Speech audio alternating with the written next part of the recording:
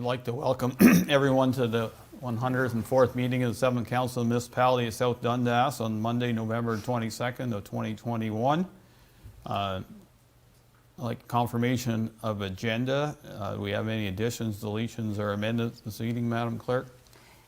Yes, sir. 4 amendments. They'll be to move consent items 9A, B, and C to discussion items. Okay. They'll be noted in that order when we hit the discussion items. Anything from any member of council this evening? Seeing none, is there any disclosure of pecuniary interest and general nature thereof this evening? The adoption of minutes for the November 8th, 2021 regular meeting, please. Moved by Councillor Lewis, second by Councillor Mellon, that the minutes of the 103rd regular and in-camera meetings of council be adopted as circulated. Any discussion on the minutes? Seeing none, all heard the motion. Those in favor, opposed if any, motion carries. Tonight we have public meetings concerning 2 zoning bylaw amendment. Madam Clerk, please open the meeting.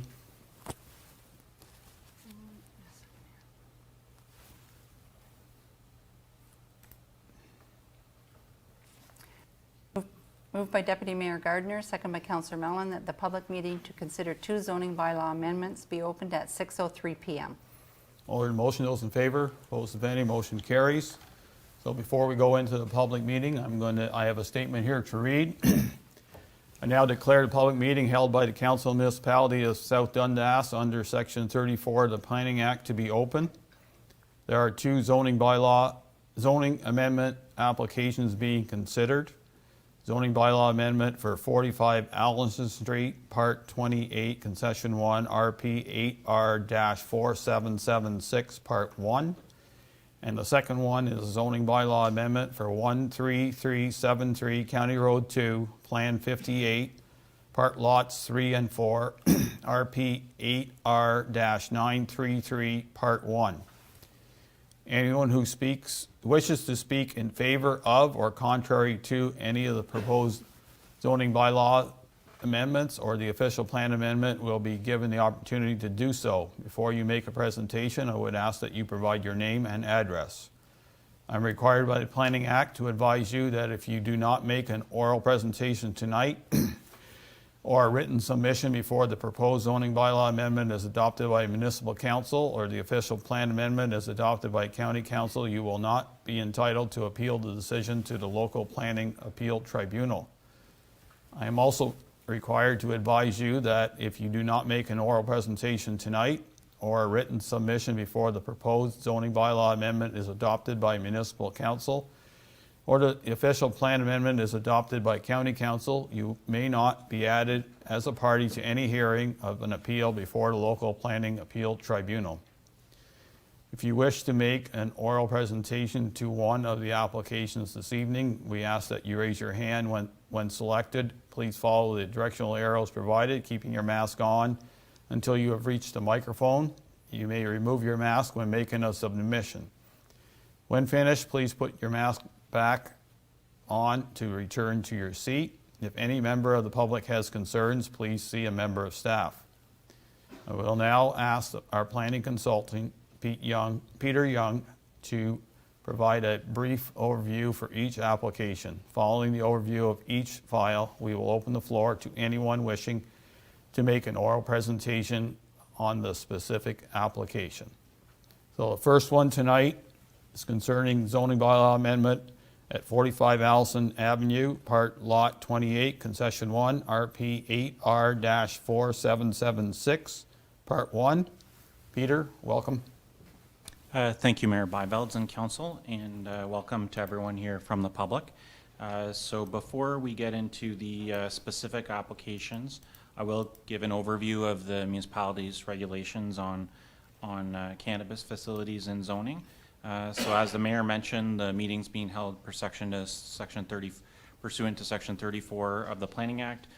Requests to be notified may be submitted to planner@southdundas.com, or you can submit to the municipal clerk as well. It's important to start out that no decision is being made tonight. It's a forum for the public and council to gather information ask questions, voice comments and concerns. So I'll be giving an overview of the zoning amendment, and then Ms. Zander, who represents both the applicants, has slides about their proposal as well. Following those presentations, as the mayor mentioned, there's opportunities for public and council to comment as well. And if there are questions, we'll do our best if we can address them tonight, or we may have to go back to council at a later date to with a report once we've looked into some more information. So the approval authority for this application is the municipality of South Dundas. Following the public meeting, all the submissions made by the public and agencies will be reviewed before we make a recommendation to council. So we are, as myself and my colleague Stephanie in the audience, we're the municipal planning consultants, will provide a recommendation, but council will have the final say. As the mayor mentioned, there's also an opportunity for appeal if you or the applicant isn't satisfied with the decision, but it's important to either make a statement tonight or make a written submission prior to the bylaw being passed or considered by council.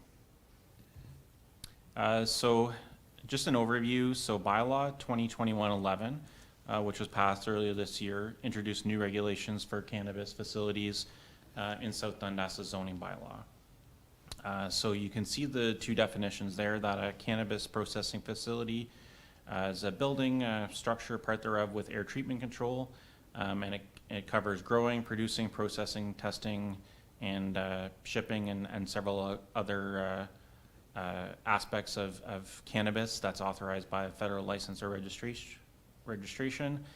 Air treatment control is required for these. It's use of a multi-stage carbon filtration system or similar technology to treat pollen, dust, and odors from the facility, and that it's sized accordingly based on the facility and designed by a qualified person. So those are a couple of the definitions, and these are the specific rules for cannabis facilities. So they are allowed as an accessory to an agricultural use or potentially as an industrial use as well.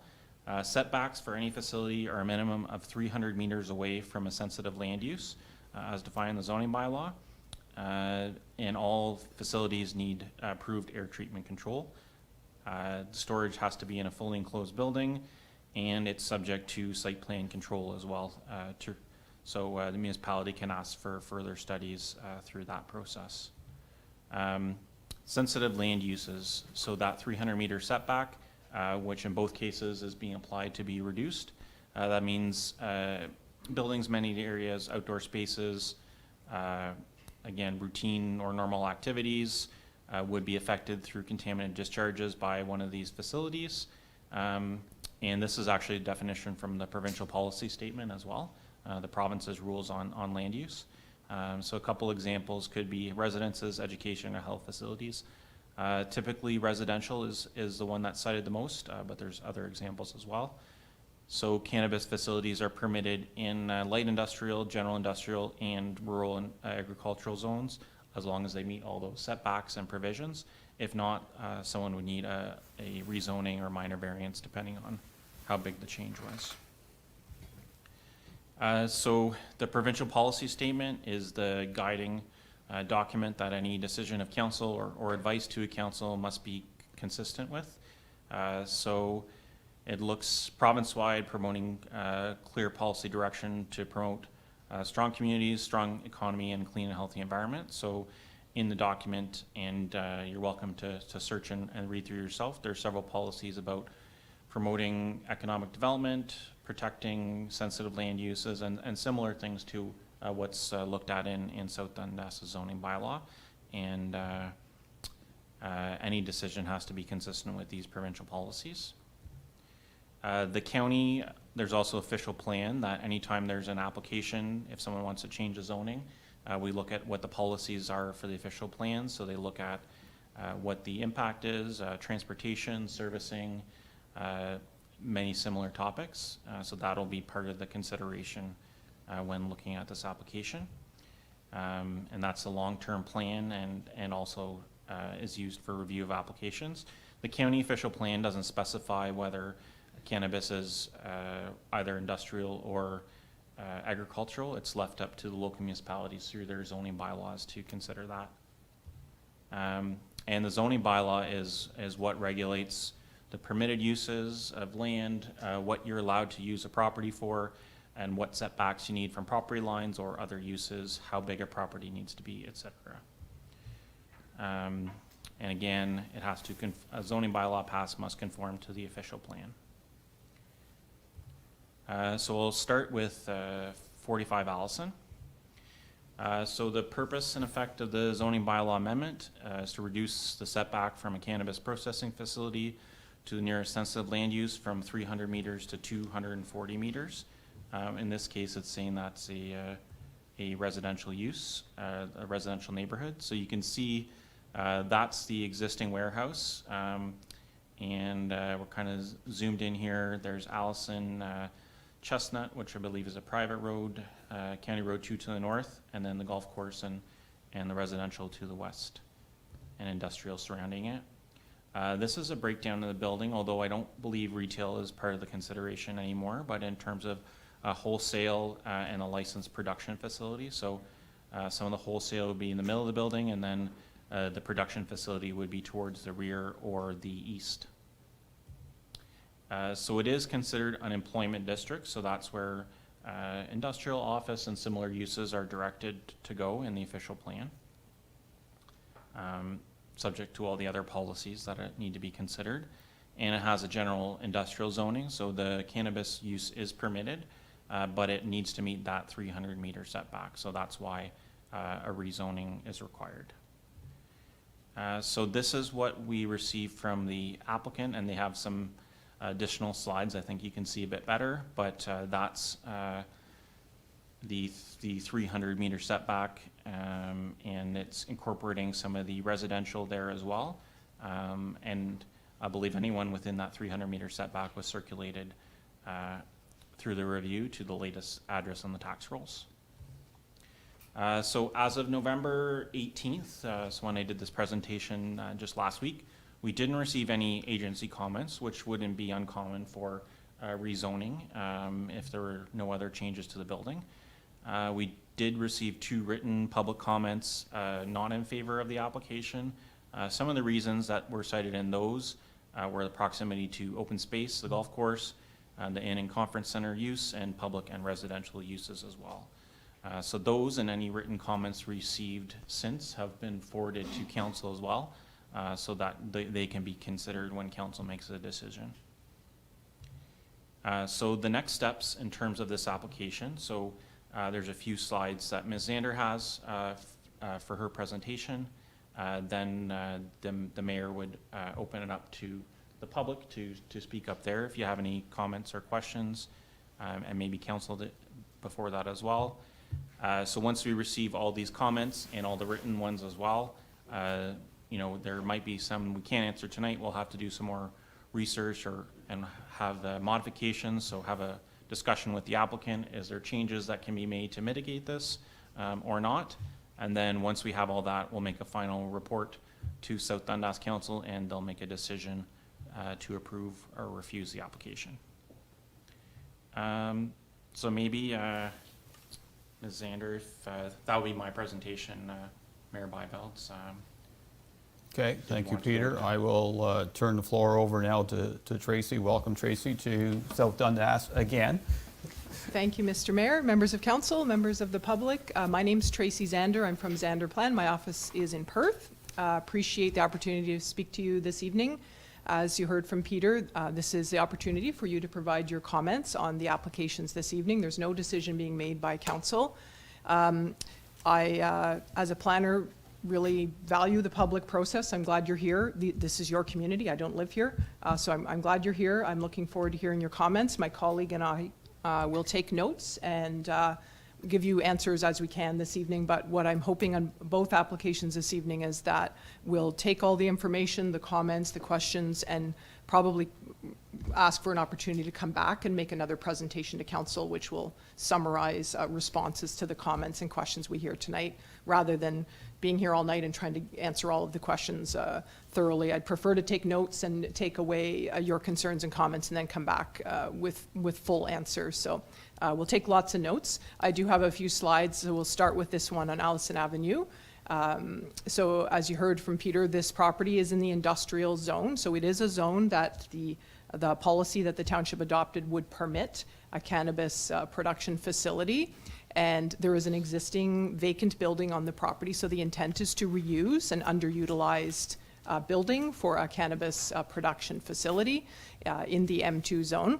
And as you heard, the zoning amendment request that's before council is to reduce the setback from the cannabis facility to a sensitive land use from 300 meters to 240 meters. So if you can go to the next slide, if you can see that, that's a 300-meter setback from the building. So you can see the surrounding uses that are captured and the building kind of dead center there. I think if you go to the next one, what we've shown here, it's hard for me to see that far, but I think the intent of this one is to show the setback of 300 meters from the part of the building that will be used for cannabis production. So in our discussions with staff, it's our understanding that the setback is measured from the building where the cannabis production will occur to the lot line of a sensitive land use. So what you're seeing here is the setback measured from the part of the building that's proposed to have the cannabis production, a 300-meter setback. So you can see that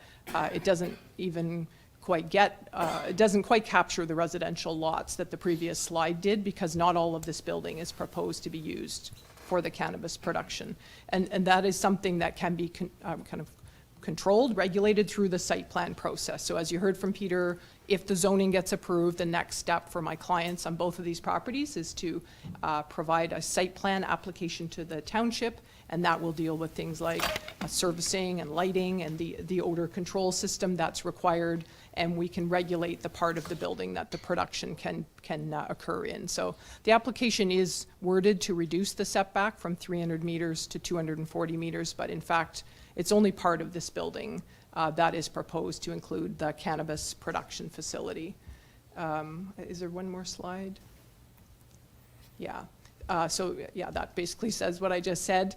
Production is only proposed to be in part of the building, and that would meet the 300-meter setback from the sensitive land uses, being the residential subdivision that's on the other side of the golf course.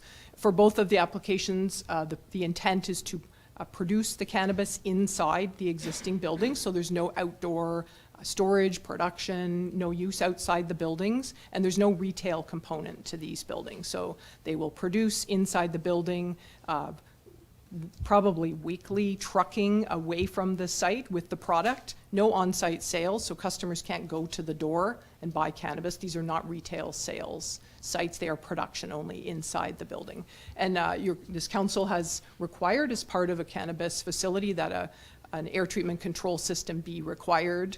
And I think, as Peter read the definition, to be designed based on the scale of the proposed building. So that design is required not only by this township, but also by Health Canada. These facilities are heavily regulated by Health Canada, and so should the zoning get approved, the developer would be required to come with to show the township the design for how the odor would be managed. I think probably odor is one of the biggest concerns for cannabis facilities, and so that's something that will be required, an air treatment control system.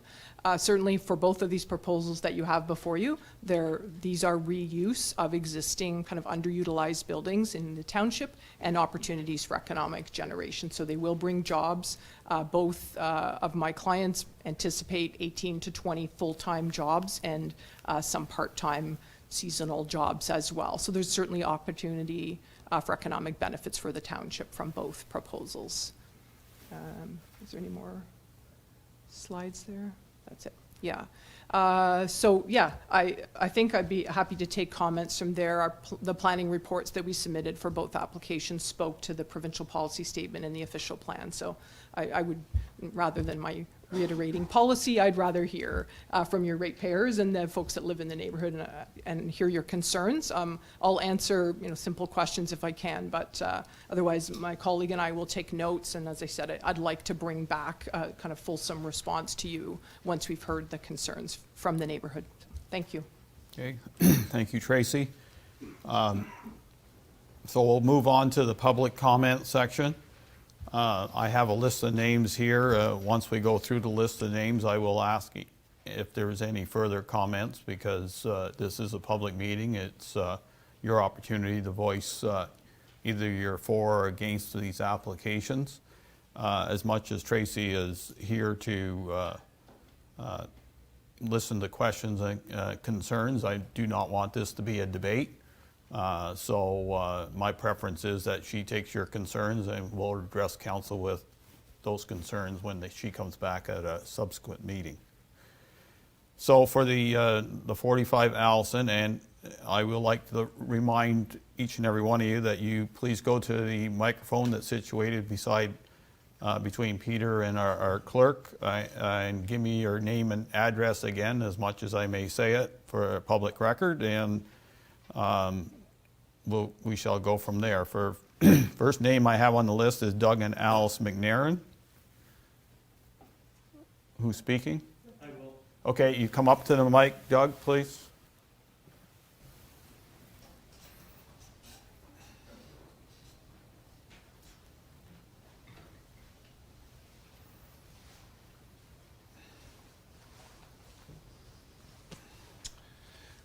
Mayor, Bylaws, and Council. My name is Doug McNairn. I live at... Close enough to the mic. Hi. This is Okay. broadcast, so sorry. Thank you. My name is Doug McNairn. I live at 48 Laurier Drive, on the corner of Laurier Drive and 5th. And I'm here speaking on a couple of fronts. First, my wife, Chris, and I are homeowners within the sensitive land, and I am president of the Morseburg Golf Course, also within the sensitive land area.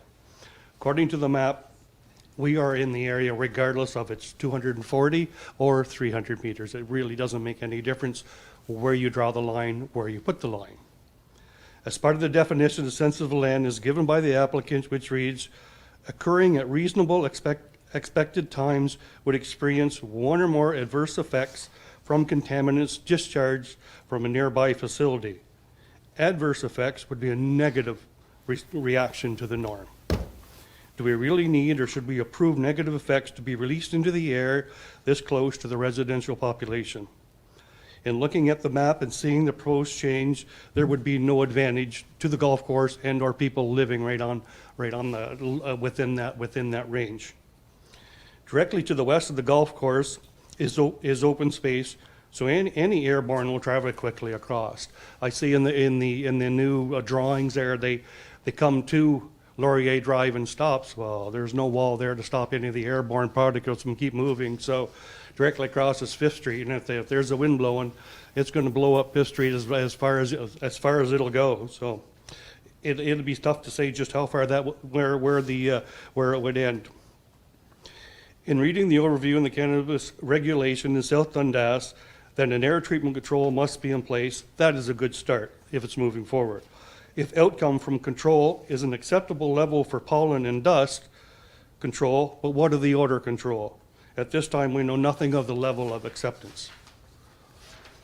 If odor is a catalyst for concern, where should we stand?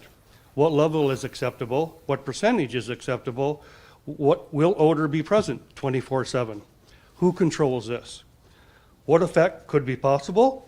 Interference of the normal conduct of business, closure of business, moving of business, land value decreasing, slow or zero growth of the community, new housing development, health issues, loss of enjoyment of normal use of property, walking, hiking, enticement of visitors to the community.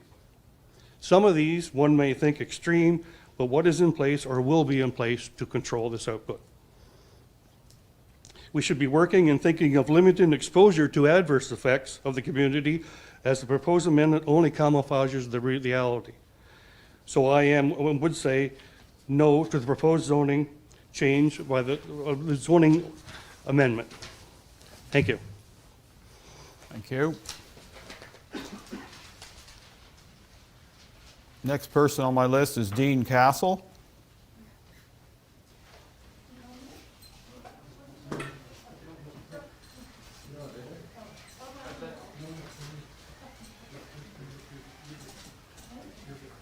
Dean Castle, 57 Ottawa Street, plus I own a building down close to the building. I think I'm a little bit off the sensitive zone. I'm worried about the odor from my people that have a french fry stand there, in the buildings and everything else, and plus me in the community too. And I'm no against it. Okay. Thank you, Dean. Next person on the list is Brian Harris. Brian?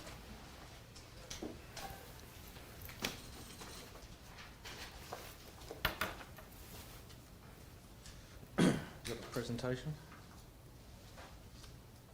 There are extra copies for council if so wish.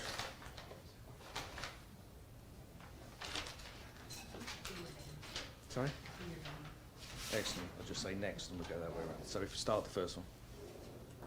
We can go back one. Okay. Good evening, council. Thank you for the invite. My name is Brian Harris. I'm Chief Exec and Director of Eclin Industries of Canada.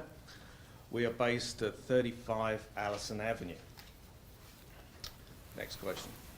Next slide. Eclin Industries of Canada have been located in Morrisburg and has employed residents on Allison Avenue since the completion of the Seaway since 1959. ECHO has continually expanded its employment, and currently we employ over 90 people. We have additionally 20 positions open to be filled, which seems to grow year on year. Echlin Industries currently injects $9 million into as part of payroll, taxes, and local purchases to the local economy.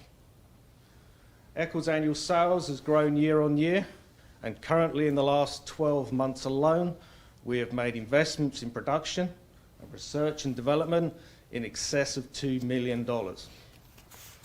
Next slide. Echl has remained fully open. I'd like to thank our staff for this, the effort they put into this. We stayed fully open during this current pandemic, and we were classed as an essential business to hospitals, blue chip companies, key services, baby, femcare products, and national security departments throughout North America. Echl's business largely medical, safety, and scientific engineered products and systems, from hearing conservation, hearing research, medical operating rooms, safety, and scientific study systems. Echl is against the bylaw change to allow a cannabis processing plant in Morrisburg, based on several grounds, but not limited to these. Incompatible mixed land use, sensitive land use that is inappropriately and incorrectly been proportioned, no odor bylaw for zero admission, no guarantee Echl products will not be contaminated, or that an alternative land has been assessed within the local area. I would reassess something I said wrong there. It's inappropriately, incorrectly proportioned in relation to self-sensitive land. Next slide. The applicant's letter, Ms. Sanders' document, states that it's seeking relief from provision 3.40 bylaw 2021-11, requiring a 300-metre setback to a sensitive land use. The letter incorrectly implies that only sensitive land use in a series of residential dwellings located to the west of the subject site should be taken into consideration.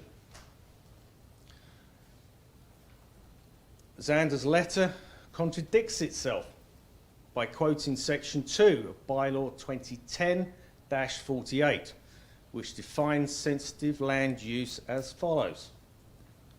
Sensitive land use shall mean buildings, amenity areas, outdoor spaces, where routine or normal activities occur at reasonably expected times and would experience one or more adverse effects from contaminant discharged by a nearby major facility.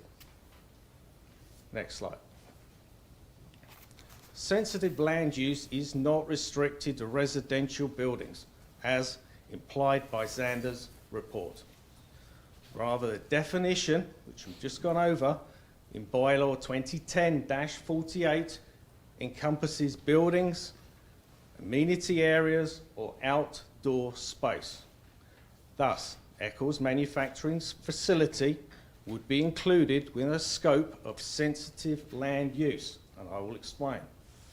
Eccles' business is largely medical, safety, and scientifically engineered products and systems used for hearing conservation, hearing research, medical operating rooms, safety, and scientific studies. Eccles' manufacturing processes are routine and normal activities occurring at reasonably expected times, all defined within the policy. Next slide, please.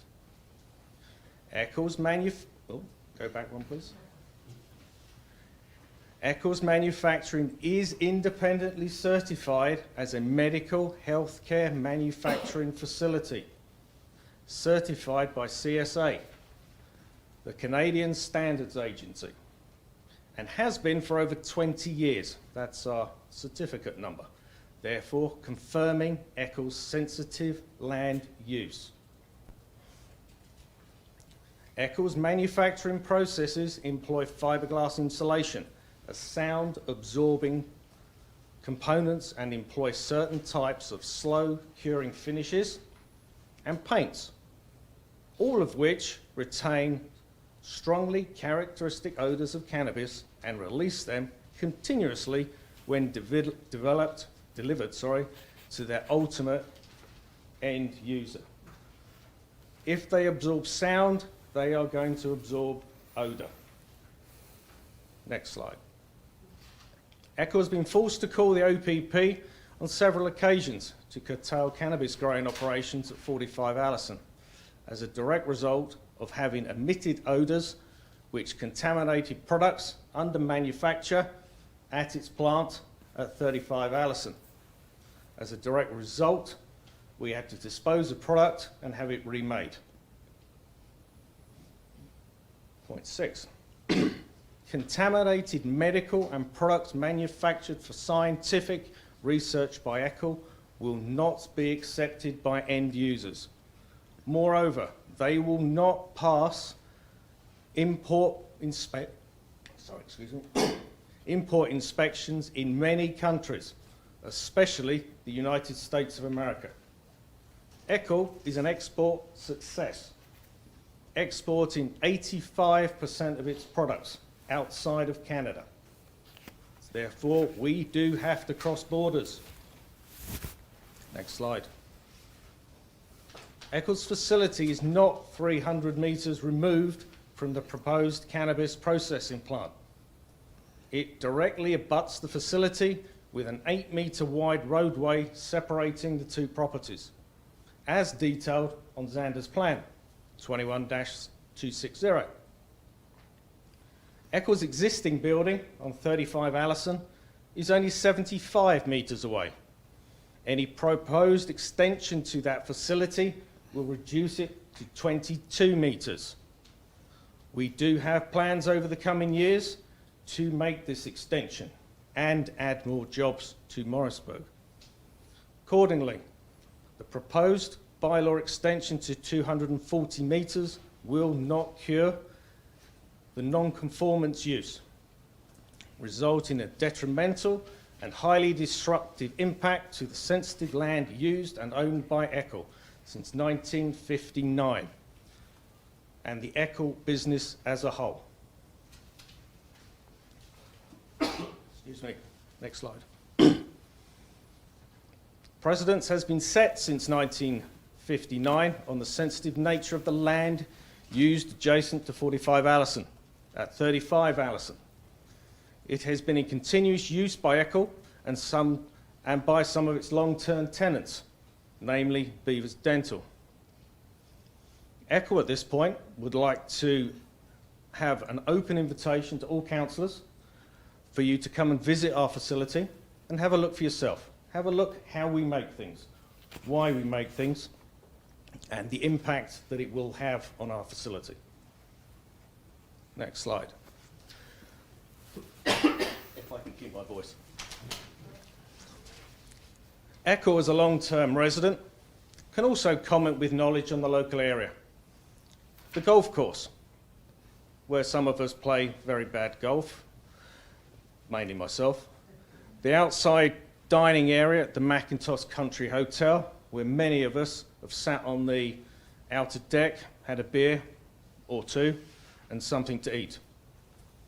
And other businesses within the medical field, all of these should be classed sensitive land use. There will be no doubt affected dramatically by the change in the bylaws and thus the approval of a cannabis processing plant. We just look at figure 1 for the local map, so just next sheet, just hit the button. There we go. As you can see, I've added a little bit more colour to Xander's plan, thank you very much. As you will see, the red area is the 240 metres, which we will call the hit zone, to give it a name. As you will see, to the north of the sketch, it has the Macintosh Inn. Within that zone is outside dining, the outdoor heated pool.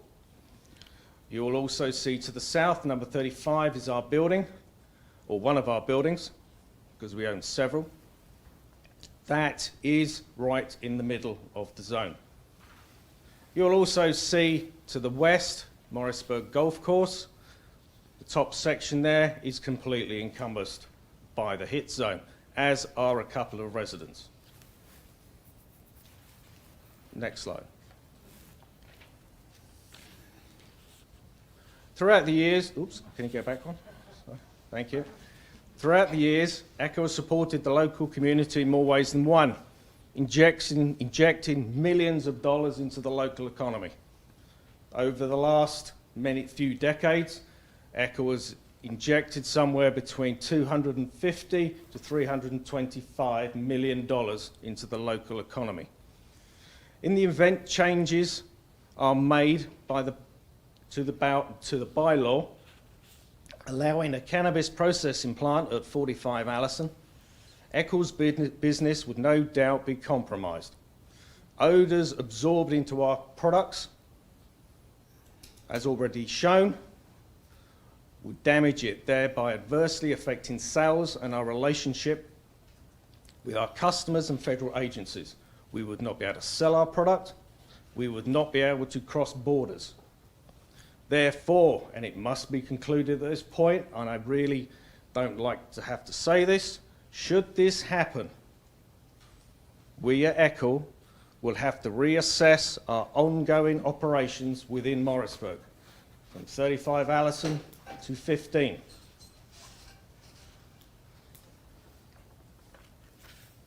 Next slide. There's a lot of people in Morrisburg that don't necessarily know what we do.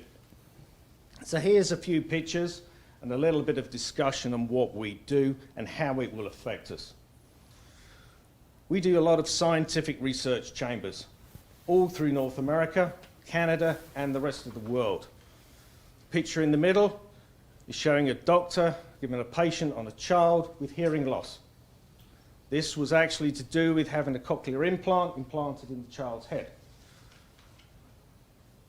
I was lucky enough to be present at the end of this procedure where this child started to hear for the first time in their life. We like to say part of that process was us building the test chambers. These test chambers were built here in Morrisburg. Nowhere else, here in Morrisburg. Next slide. We don't just do test chambers. We affect other people's lives. Eclin supply absorptive panels to schools, which help people learn, help our kids learn, help the ones that need a bit of help just that little bit more. We do them in offices. We do them in swimming pools. We do them in gymnasiums. We've also done them in the local, excuse me, legions in Iroquois, where we supplied local panels that allowed them to increase their revenue, part of our charitable donations. Next slide, please. Eclin Healthcare. This is a big, big part of our business. If any of you here have had your hearing tested or wear hearing aids, and you've been to a room anywhere in the local area, in Morrisburg, in a hospital, in Ottawa or Toronto, or in a local Costco, you would have had your hearing tested in one of our rooms. All of these rooms were built here in Morrisburg over the last few decades. We also support Special Olympics, making sure people that don't have enough have their hearing tested and they can have their hearing fixed. Next slide.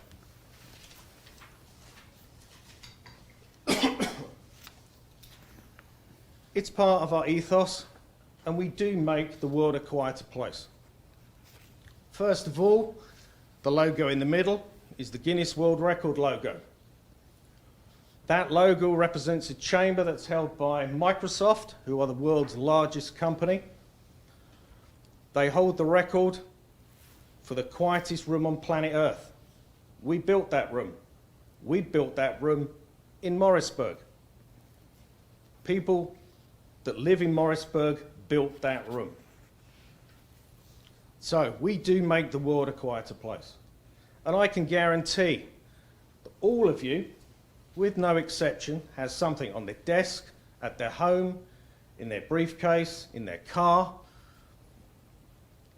that has a product that has been tested, developed, and signed off in one of our chambers. We built the first test chamber of this type in the world. That was built here in Morrisburg. People don't know this, of what we do. We hold Guinness World Records. We test rooms that allow to make your life better. These computers on your desk, they were developed in our test chambers. The phones that you use were developed in our test chambers. Some of the cars you drive were developed in our test chambers. Echo have made a difference to everybody's lives over the decades.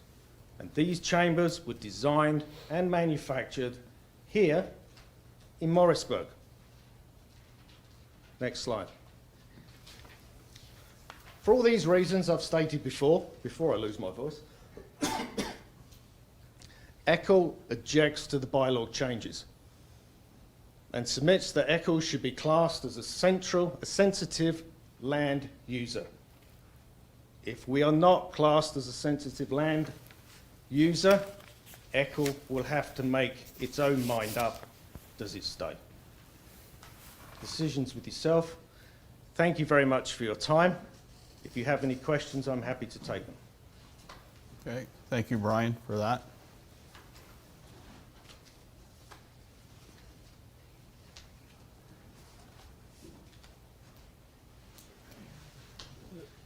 The next and last speaker is David Haynes. Is that right? Is the applicant? Is David here tonight? Okay, then that is my list. Are there any other people in the audience wishing to speak to this specific zoning bylaw amendment?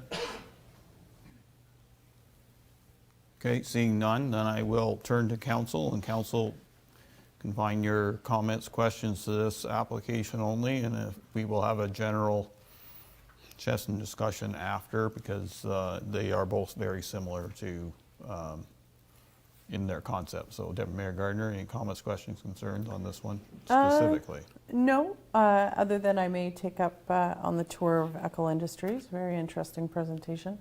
No, I've heard what the applicants have said, and we'll place it in consideration. Okay. Council Lewis? I have no questions, but also to Eccles, I helped build a soundproof room in Ottawa for household appliances many years ago, and they're quiet. Council Mellon? No, I hear the concerns. I hear the residents. I hear what Echo's saying. I can honestly say that I felt a little embarrassed probably about 8 years ago when I was sitting in a hearing booth back in Winchester to get my first set of hearing aids, and I looked at the little sign and said, Echo, Morrisburg. Oh, didn't even realize, quite embarrassing so, that that's what you made, sir. My question, I guess I got one question. As far as the regulations go, and maybe our planner can help us on this one or help me on this one, with the federal and provincial overlap on as far as who has oversight on, I guess, looking after making sure that the emissions from a supposed air treatment facility who has oversight, and how much teeth is in that? Like, you know, if there's an issue with odor coming from that facility with an air purification system, that's out of our jurisdiction on a local level. That's a federal matter or a provincial matter?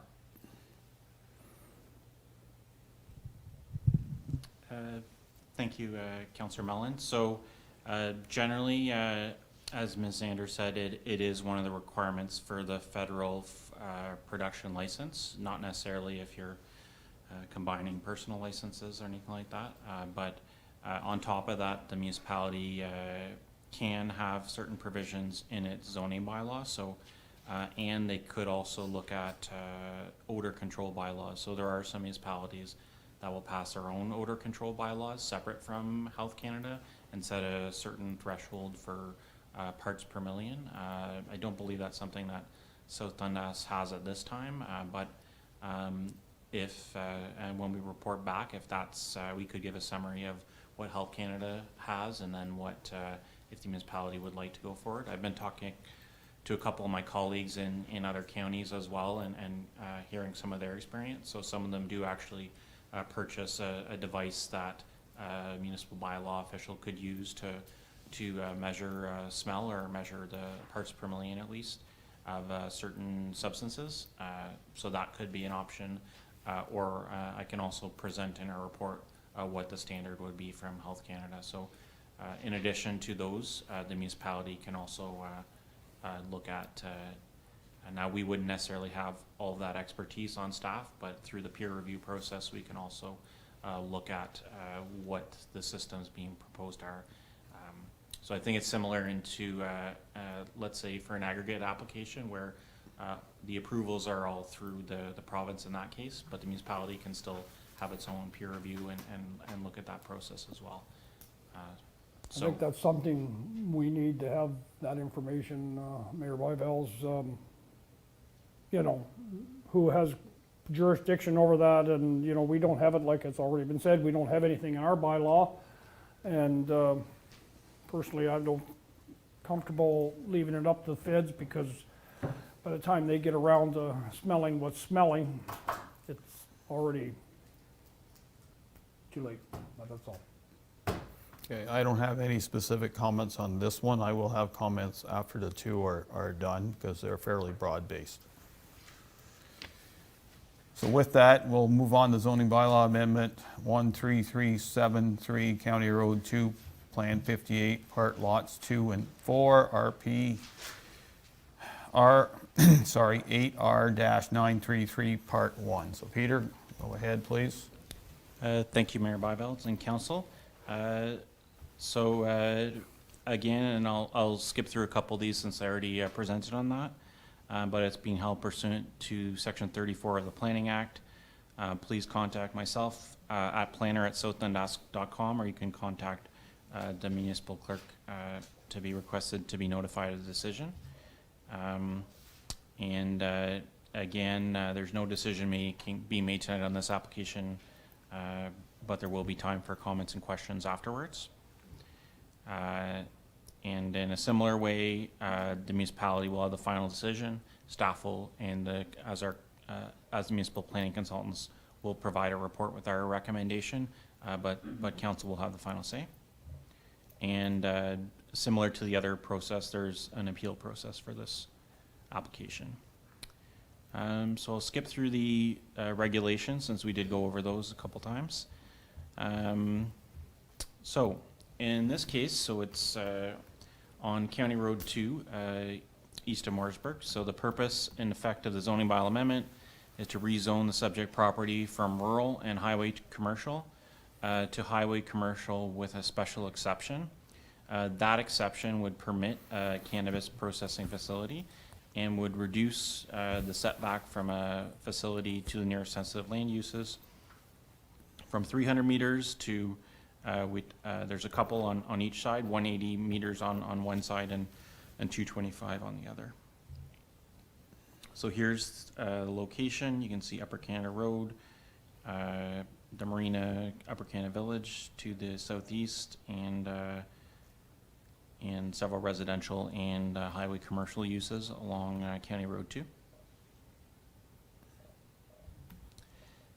So this project, it's not an employment district, but it is in a rural district. As mentioned, the official plan looks for the rural policies. It looks at a range of potential uses, which could include cannabis, depending on the local municipality zoning bylaw.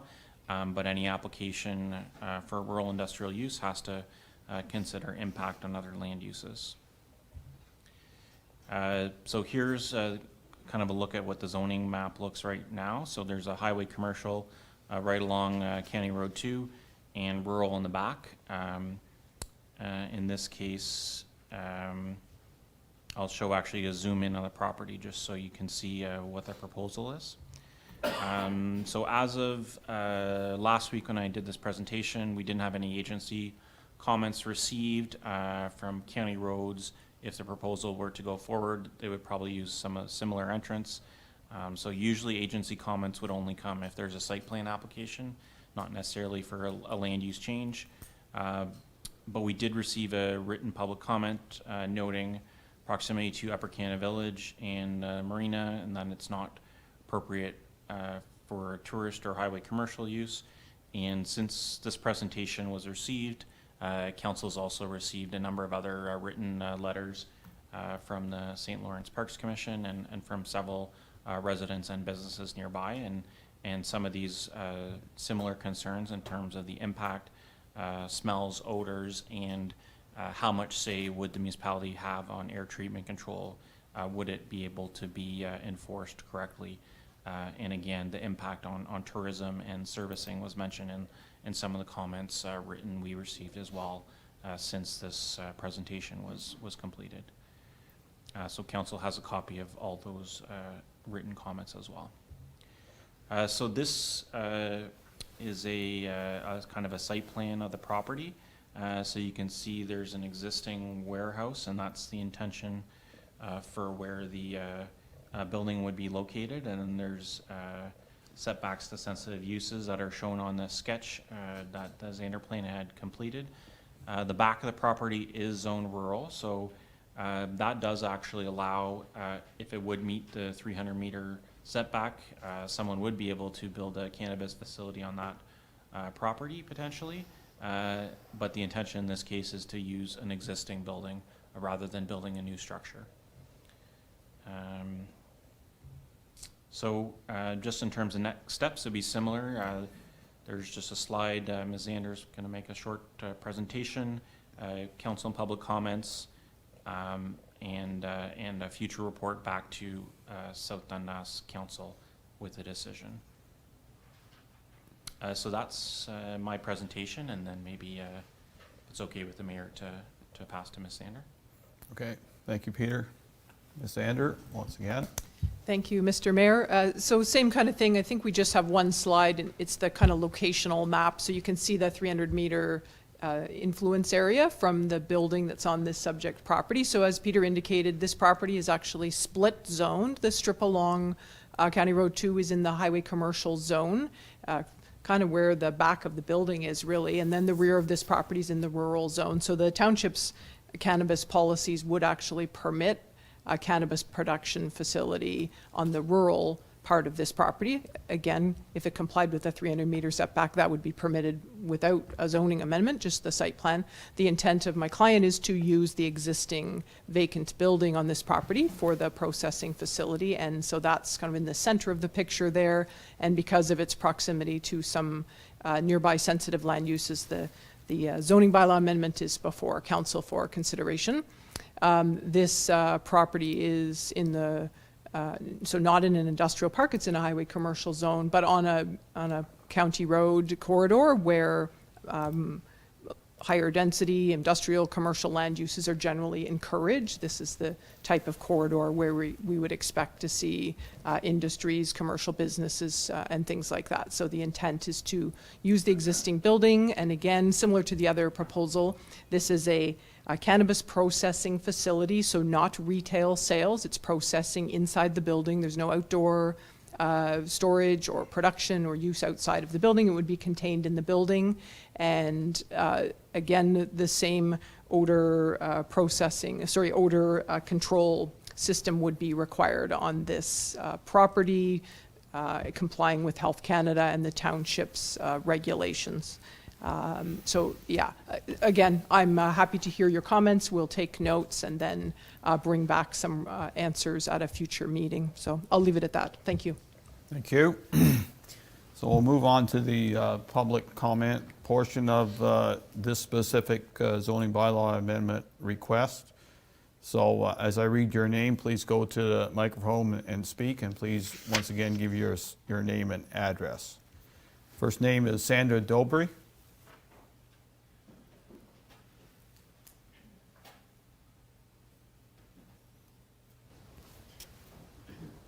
Mr. Mayor, members of council, thank you very much for the opportunity to speak tonight. My name is Sandra Dobry, and I own the Riverside Motel, which is directly adjacent to the property that's proposing the rezone.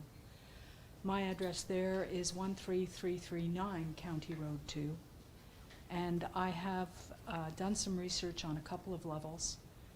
To the effect of the smell, there are a number of scholarly articles that have been produced both in Canada and the US on the negative impacts, but they also touch on other things as well, other environmental considerations. For example, the use of pesticides, the air pollution, energy use, land cover change, water pollution, and water use. They require a great deal of water in order to grow cannabis, and it is directly across from the St. Lawrence River. And by the way, what is considered as vacant land is a protected wetland that is stewarded by the St. Lawrence Parks Commission. I got in touch with the St. Lawrence Parks Commission on Friday. They were unaware that this had been, on Thursday, they were unaware that this had been put forward.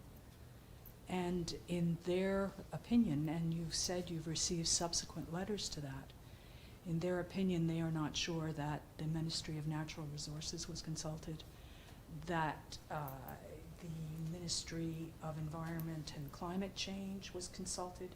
They are not sure that this went at all through the province of Ontario, other than to go through and take a look at bylaws that are currently in place.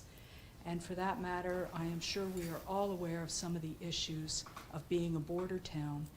And so unless there's a way to stop any odor or any other substance from transporting back and forth on the open border over to New York State, I'm not sure that they have been consulted either. In addition to that, on the north part, yes, you're right, it is zoned rural. But there is also a part there referred to as prehistoric world. Prehistoric world directly appeals to children and families, as does the campground across the road from that location and just down probably about 350 meters. But again, there have been scientific studies that have concluded that that smell can travel 1.5 kilometers before it even begins to dissipate. There's also the marina that's across the road that have people docking permanently and sometimes occasionally overnight. There is the Upper Canada Village, which again appeals to family, outdoor, ecotourism, inviting people of all walks of life, of all areas of Canada to come and visit history and to also enjoy the outdoors in that area. I'm sorry, and I understand that there are odor controls that will be proposed and odor controls that will be in place. My understanding from Environment Canada and climate change is that once there is a complaint, then they come in and investigate. And then at that point in time, they take a look at mitigating whatever odors are created. But at that point in time, it's also in the air. And there are numerous articles about that as well, scholarly, as well as university studies that have been done, as well as municipal studies that have been done. And I also ask that you take a look at the letter that I provided you, which references and gives links to a number of articles, by no means even a small percentage of what's been written about the cultivation and the production of cannabis. As the owner of the Riverside Motel and as a resident of the area and as a resident of the province and the provincial park directly across from me, I'm sorry, but I cannot support the bylaw that would allow a cannabis production facility to come into this area. Thank you. Thank you, Sandra.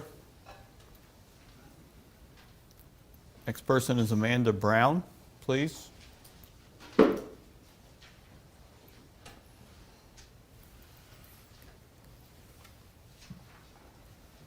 Hi, my name is Amanda Brown. I live at the Riverside Motel, 13339 County Road 2. I'm just going to read the letter I sent in. So I'd like to begin by voicing my concerns as a resident and manager of a local 10-unit motel in the South Dundas Township. As the direct neighboring property to the west of the proposed cannabis operating facility, I have significant concerns both over, sorry, give me a second here, both over the rezoning as well as with the proposed business itself. As a local business in the tourism industry, we have been greatly impacted with the COVID pandemic. We are only beginning to commence again and attract tourists to our wonderful sites and all that we have to offer here in South Dundas and along the parks of the St. Lawrence area. Some of the greater attractions in our direct area are Upper Canada Village and the seasonal attractions they offer, such as Pumpkin Inferno, a light at night, and just visiting the village itself. The Upper Canada Golf Course, Prehistoric World, Riverside Heights Campground, local motels and accommodations, the walking and hiking trails, and the local food vendors dotting the tourist area. As both the tourist and a resident, I strive to educate my children on what our community has to offer and how we can be active participants in and around the area, as well as how we can help build and grow our community. As such, we utilize the local trails across from Prehistoric World and around the Chrysler Marina. We frequent local businesses such as Prehistoric World, Poppy's Pit Stop, and Upper Canada Village throughout the seasons. Now, as a local property manager at the Riverside Motel, my concerns cover many aspects over the proposed rezoning and building for a cannabis production facility directly next door. As a direct neighbor to the west, I'm significantly concerned over the deterioration of our quality of life living next to such a facility, as well as the deterioration of the air quality and the economic impact to our motel and the tourism business and the tourism industry. It is well documented that cannabis facilities are linked to significant unpleasant environmental odors, as well as noise and light pollution impacts on the surrounding properties. As stated in cannabis production land use planning in Canada, despite there being no sound evidence to correlate physical health issues with cannabis production related odors, there is apparent correlation between production odors and the stress and mental health implications it has on its neighboring property owners. It has been documented that the odors expelled from cannabis plants are related to the release of over 200 VOCs in the air, which, although outdoor odors are not generally toxic to cause long-term effects, they can impact one's quality of life, both manifesting as physical symptoms and mental health stress, and that's from the public health. The cannabis industry is still such a new area that the production standards are developing with very little consideration to land use planning and the effects production has on the surrounding properties. I strongly feel that there needs to be strong consideration for specific regulatory framework allowing for protection of the property rights for the surrounding owners. As a resident and business owner, I can appreciate the need to attract business and employment to our township. However, I do feel that we must also be cognizant of the area that these of these locations and the impact to the surrounding areas that they're being built, especially being in such a high tourism township. The Cannabis Production Land Use Planning in Canada paper also noted that current regulatory framework for cannabis production does not adequately enable consistent land use controls in order to address the odor-related concerns. In 2014, the City of Ottawa passed zoning bylaws that allow commercial cannabis productions only to be in industrial zones, not agricultural. I feel that this is also an area we should take into consideration with the rezoning application. I'd like to request an investigation for air quality control to be utilized for improper maintenance and air quality sample submission, follow-ups in specific intervals, and follow-up should the samples fail to pass. It's such a new industry, there's not much, even if you research it, there's not much with regards to regulations in what's acceptable and what's not. Sorry, give me 1 second. To ensure the appropriate and consistent samples are submitted, I would like to suggest a combination of science-based standardized systems be required. Considerations like chemical analysis, dynamic olfactometry, and electronic noses do exist, and they are the recommended combined approach to be most useful and consistent. These samples help ensure the appropriate filtration, ongoing maintenance, and of these said systems, and it would ensure adherence. And hopefully decrease and have a little odor impact to the surrounding properties and impact on our tourism and economy. Thank you. Thank you, Amanda. Our next speaker is Mark Derricks. Mark? Worthy town council and planning members. Before I make my address, I'd like to ask 3 questions that Mrs. Zander maybe follow up on before the next meeting. The first one regards air treatment. So on the slides earlier, there was the comment that air treatment included the reduction or the treatment of emissions. I'd like that she please quantify how much reduction. So when they say reduce emissions, reduce by how much? Like what is the expected reduction rate? Number 2, they talked about adverse effects to sensitive land uses. If somebody could please qualify what they mean by adverse effect, I would appreciate that. And the third question I have is there was a statement made that there was an approved air treatment control system, and I'd like clarification on who approves this air control system, or approved by who. So if that could be addressed, I would appreciate it. Anyway, so that's my address, and please don't misunderstand this for myself being cynical. I'm just trying to be frank and give my thoughts on this matter. I'm a resident, a homeowner of 13229 Riverside Drive, which is the east side of Riverside Heights. My name is Mark Derricks. So, to be clear, I'm opposed to the development of a cannabis processing facility nearby Riverside Heights. For the purpose of this address, however, I will not be arguing against the allowance of this facility because it seems like its approval is imminent. There is construction taking place already, regardless of this meeting, as construction has already begun on the property. I will, however, be voicing my opinion on the controls and the oversight that need further discussion, and in turn integrated into the proposed bylaw amendment should this rezoning bylaw amendment be approved. But again, please note that I'm against the approval of this. First of all, I would like to voice out loud my skepticisms of Zanderplan's description of this proposed facility as a benefit to the community, as mentioned in their application for a zoning bylaw amendment. My logic is as follows.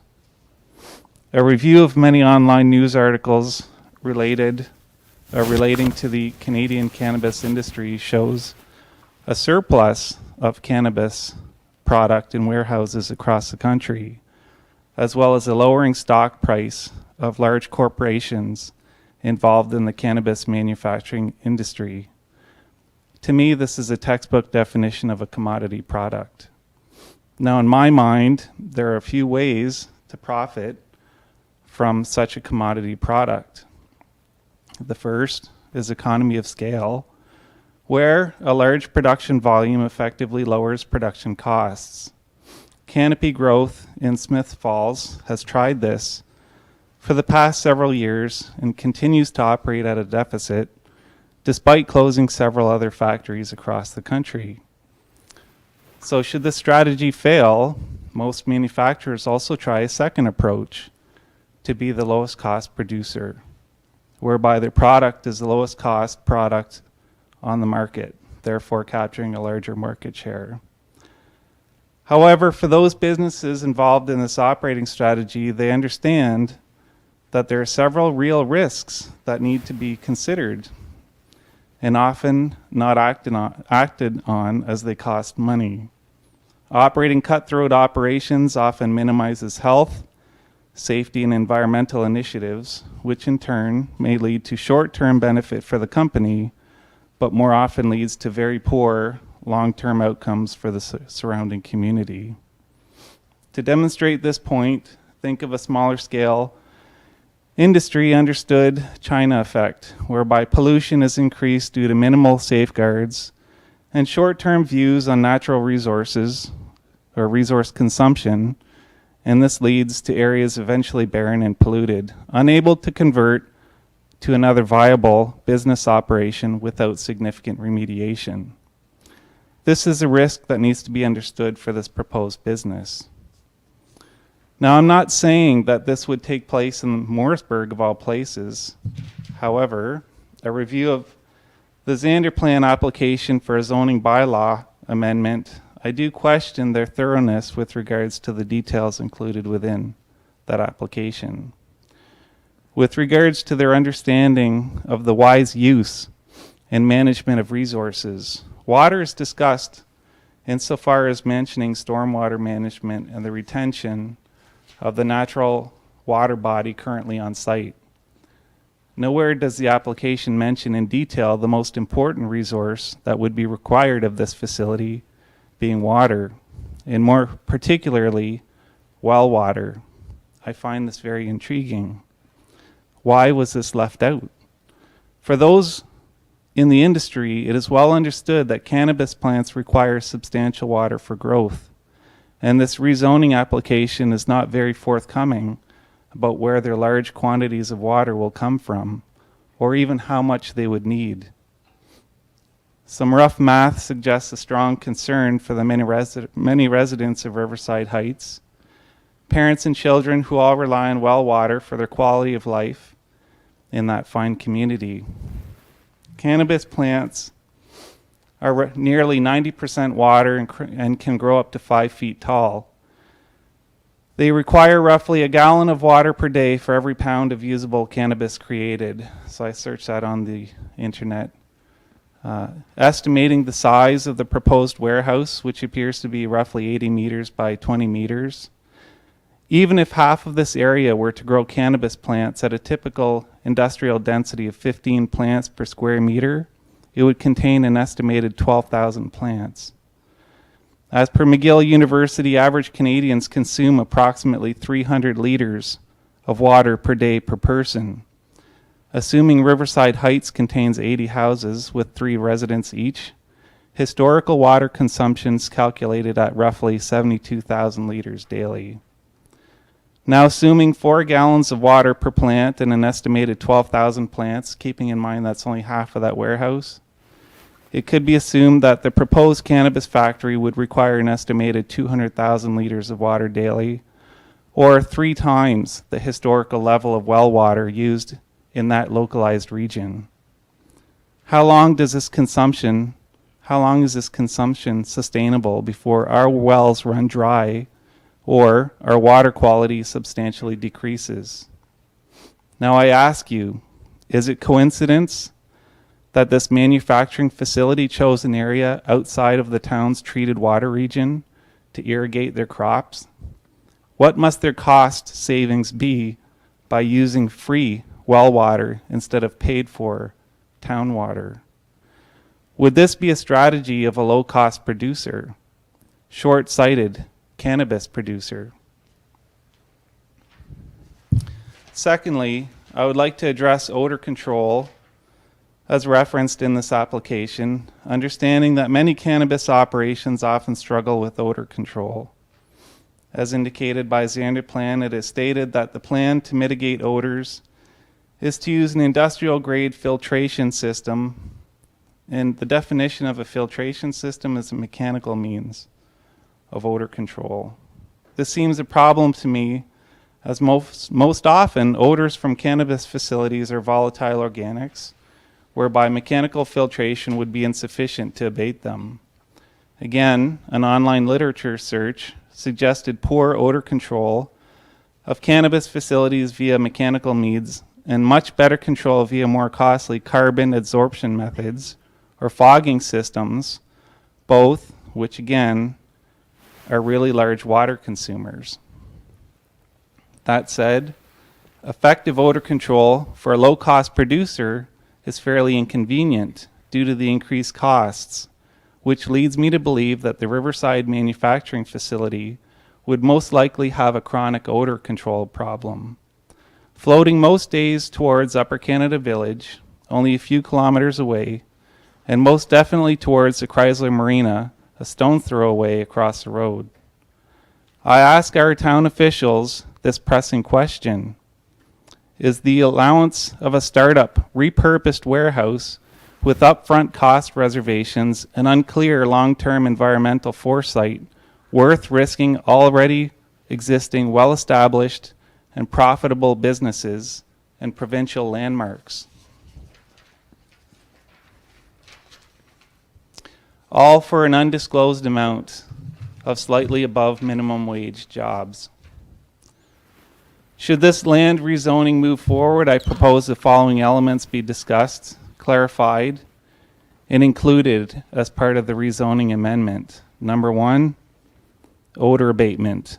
I request the upfront bylaw legislation of punitive penalties for odor complaints by local businesses or residents.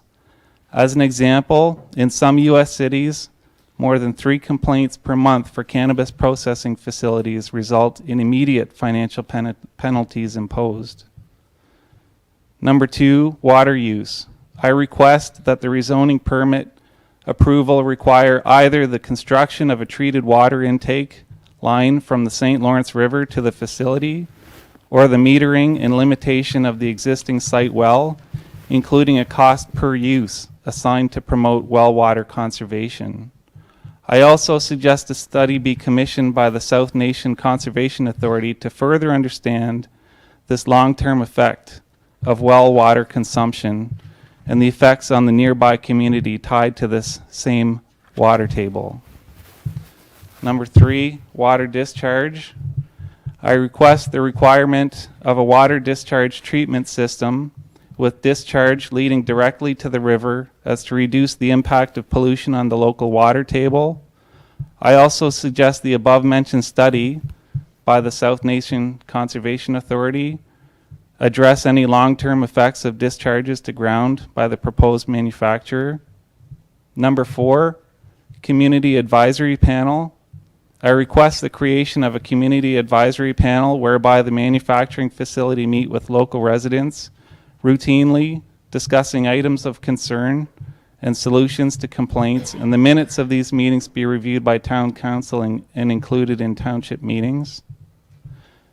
There are many local examples of these 4 elements in place in the region. Therefore, I do not believe these requests to be an inconvenience or unreasonable to this proposed business. Permits to take water for industrial facilities are the norm, as are discharge permits. Recently, in a nearby community, a manufacturing facility was fined due to community odor complaints. Area businesses often require community advisory panels as part of their business strategies or ISO certifications. There is a local precedence for every one of these requests. Therefore, I do not believe any of them to be unreasonable and every one of them to be possible. This is my request to our town council. I thank you all for your time, and I remind you that I'm against this proposal. Thank you, Mark. Next speaker is Andrea and Tony Francis, please.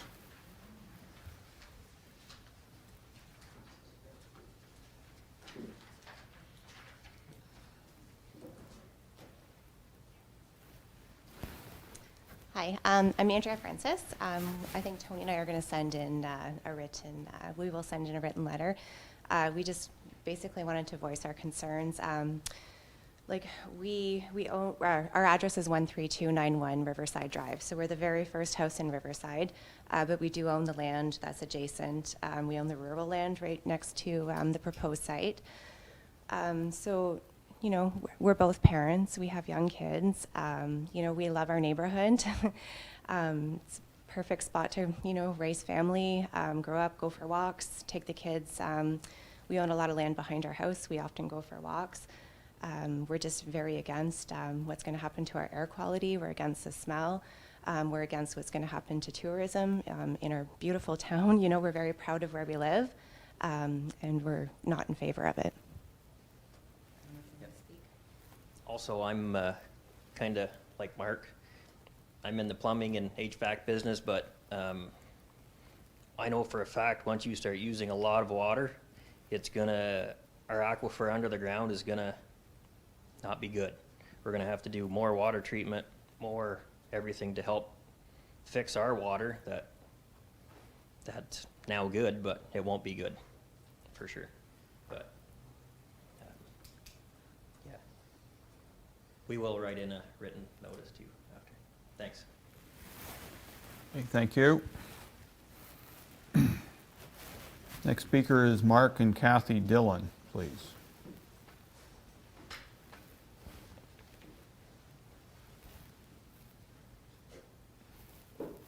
Mark Dillon, 13327. Can you bring that slide up that had that white line right on my house?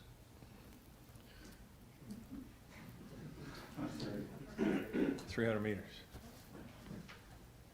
Could I ask a question? What company is proposing to operate this? I believe they're going to be speaking after you. Okay, so nobody knows who it is? The name will be read. Okay, very good. Well, I have a well in the area, very, very high sulfur content in the area, and it slows down and impedes the flow of the water. And when I fill up my swimming pool, I have to do it over a 3-day period. My well goes down 100 feet. To sustain that building or that production, like the guys have said, you're going to run into a problem. You're going to end up having to dig a ditch across the road and get a main pipeline put in. Not to mention any contaminant that's going to be done to the ground. The deer, there's wildlife in the back. There's a family of 8 deer in the back.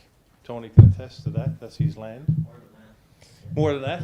And they're in my backyard eating corn. The light pollution from this alone, what will that do to the wildlife?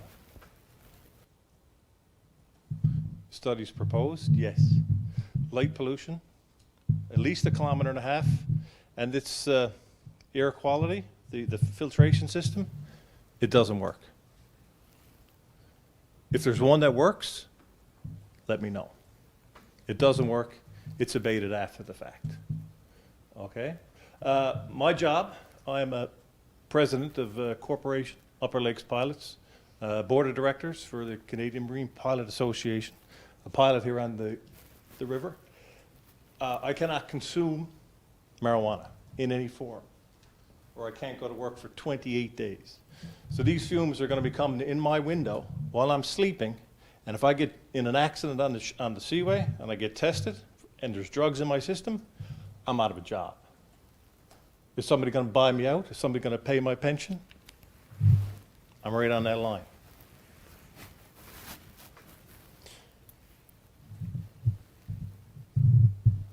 Does that make sense to anybody? That's my livelihood for a small operation. That really the market has already been flooded. It didn't take off like anybody thought it was going to take off. It's really on the downturn. The stock market now is down to $15 for cannabis. It was up over $60 originally. Everything's on a downturn because the market is not there. They're overproducing already. I know there's a few tax dollars probably going to be in it for, a few jobs. Maybe as many as the Tim Hortons up there. That's about it. 7 generations from now, are we going to look at this and say, it was a good decision? Was it the right decision for our town? The reason I ask that, because I have a native background. That's the formula. Thank you. Thank you, Mark. Next speaker is Danielle in Branham.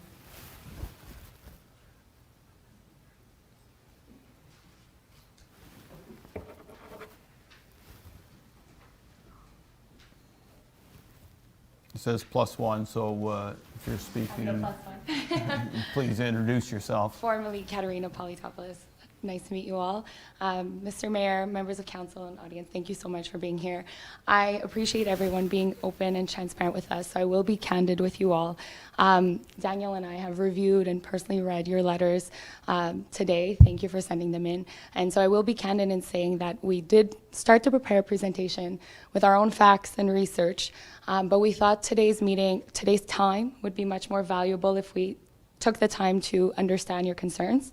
I've been taking notes since earlier, so thank you. We wanted to understand the roots of these concerns. We do ask you all to give us the opportunity to at least formally and properly address these concerns one by one. I understand there are many points. Just to give you a little bit of context, we are a family-owned business, so we're not here to negatively impact anyone else's business. We do have a background in farming, more so my fiance and my father-in-law, I'll be honest. But our passion and interest in the cannabis industry started a few years ago for, personal reasons. We do hold more than one type of license within the industry and continue to educate ourselves within the industry daily. I just wanted to give you all a bit of background on us. We also are homeowners in South Dundas, so we have no intention of devaluing the quality of life there. Lastly, what I wanted to say, because I would like to take the opportunity to address these concerns one at a time at a subsequent meeting, I do want to preface that meeting by saying that a lot of these concerns are largely linked to the negative impacts that outdoor and greenhouse facilities do have, and we know that. Indoor facilities are 100% controlled and much more closely monitored. And so I just wanted to throw that in there. I appreciate all the points you've brought up. I don't want to get into, the federal government's list of approved pesticides or, the actual number of gallons of water used. That's not what we wanted to do today. We wanted to take the time to make sure you all felt heard. Danny, is there anything you wanted to add? Yeah, she pretty much said it all. I think, there's very different factors on what type of cannabis facility you operate, outdoor, indoor. Light pollution is something that's strictly to an outdoor production facility. There's also a lot of stigma, I know, linked to when Canopy growth is Tweed. They took over big, large facilities in Smith Falls, and I think a lot of the stigma comes from there because when they started operating, it was essentially a city of cannabis. Their footprint is over, I think it's 1.5 million square feet. It's huge. So, there is no stopping that. They were a hybrid of indoor and outdoor where air quality was just, there was no taming it. It was just, everywhere. A note that I wanted to make is we're maybe a fraction of what they are not even a fraction, less than a fraction of what they are. We're a smaller business, and like she said, we are here to work with you guys and make sure that there is no future problems, and if there is, they will be addressed. Okay. Can I ask you one question? Yeah. I drive by the site, and then some of the people here have said that you've done some renovations to the site. Is that correct? All right, so we took over this property about a year ago, and it was really run down. You know, first time we walked in there was mice and just vermin everywhere. Was full of. So no, we haven't started any construction. What we did do was clean up the building. So, you know, I have a background in construction. My old man and I were just, you know, we'd work there on weekends, bring the boys with us. It was really a major cleanup is what was happening there. So there was no construction at all. You know, taking out some old wood, you know, sealing off, fixing the tin. We changed the roof. So in terms of construction, no, nothing has been started, obviously, until the approval of council. Yeah, essentially just a cleanup of the property. You know, we had the boys out, you know, mowing the lawn, making sure everything was all taken care of in terms of, you know, property maintenance. And like Katarina said, I'd really like the opportunity to, you know, after hearing everyone's point, to really address each and every single one of those points. And I think the biggest factor was the odor. And, you know, I wanted to also note that in Canada today, there's over 17,000 licenses of cannabis production. Certainly some of them probably have issues, but a lot of them don't. So there is ways to control it. You know, our goal essentially is to promote economic growth within the township. And, you know, I think if we can get to a point where, you know, odor isn't a problem and people would just drive by this and not even know it's there, I think that's a win-win for everybody. And that's the end goal here. Okay. Thank you so much. Okay, thank you.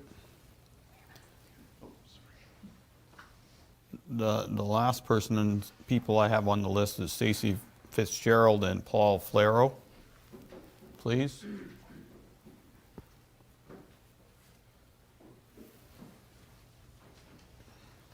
Hi there, my name's Paul Flero. This is my fiance, Stacy Fitzgerald. We're here to talk. We own Poppy's Pit Stop. We are new owners this year.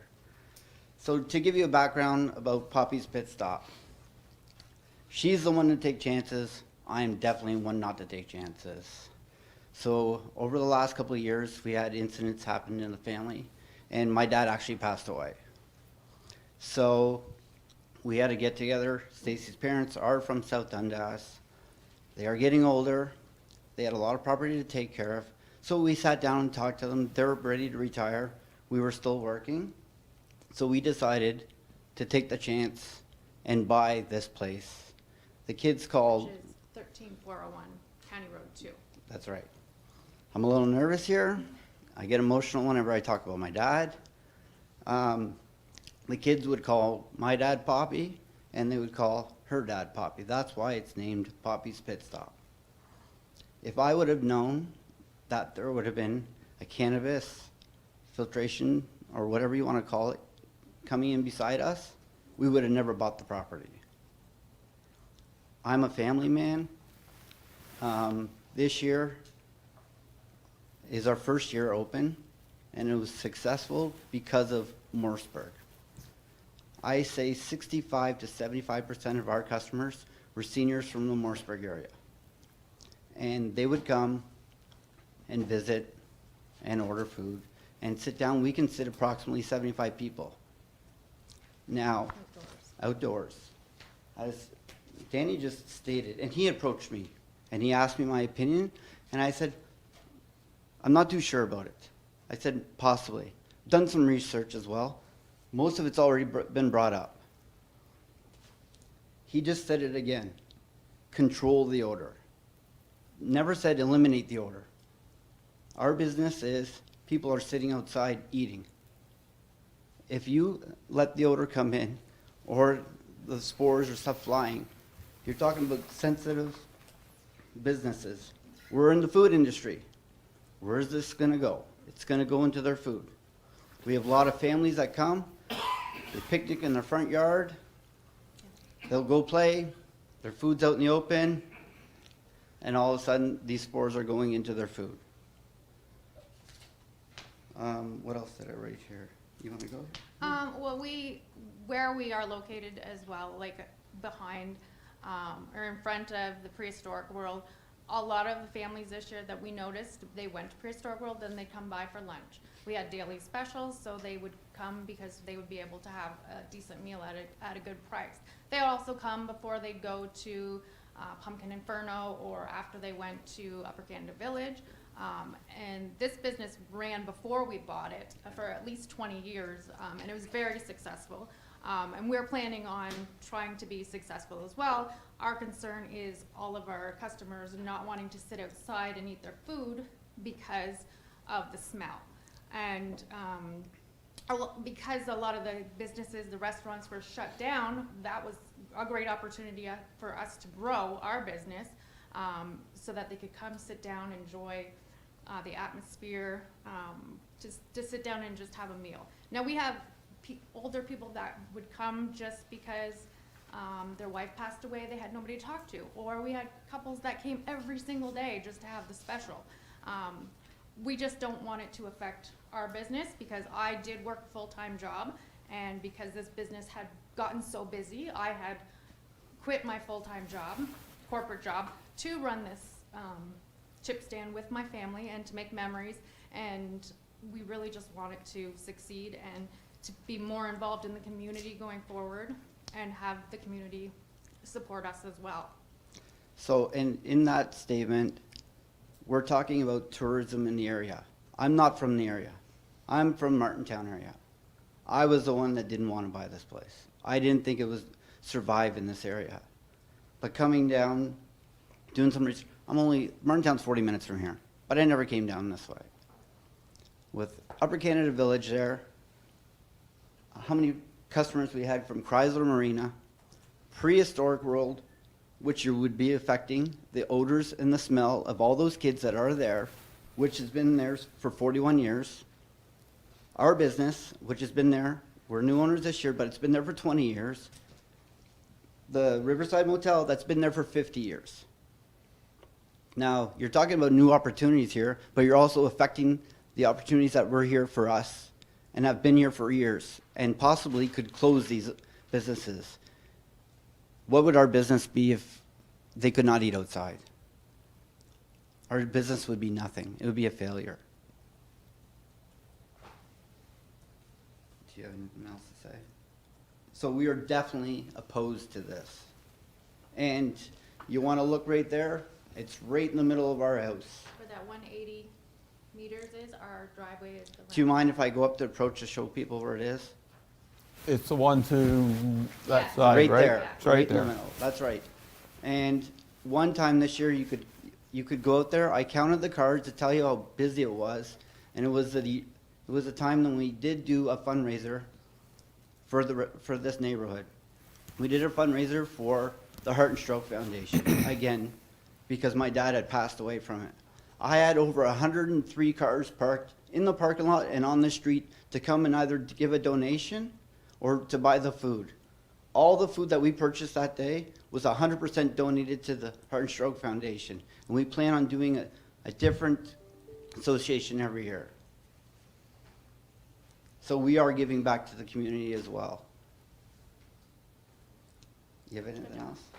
No, like we said, we just want to be successful in the business that we just started, and we just have concerns that it's going to affect our business and our community.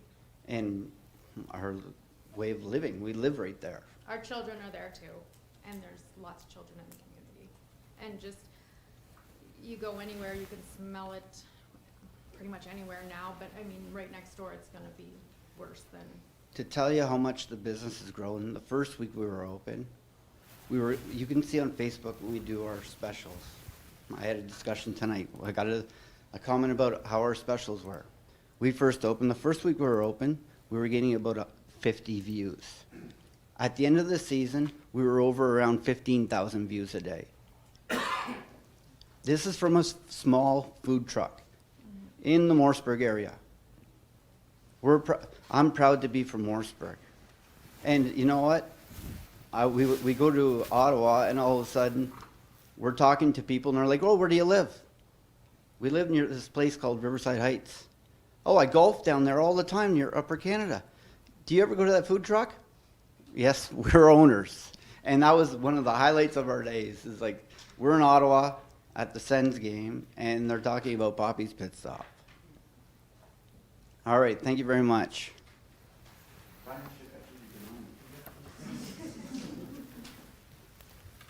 Okay, that comes to an end, my list of speakers. Is there anybody else in the audience that would like to speak to the zoning bylaw amendment? Seeing none, before I go to council, I'd like to, go ahead.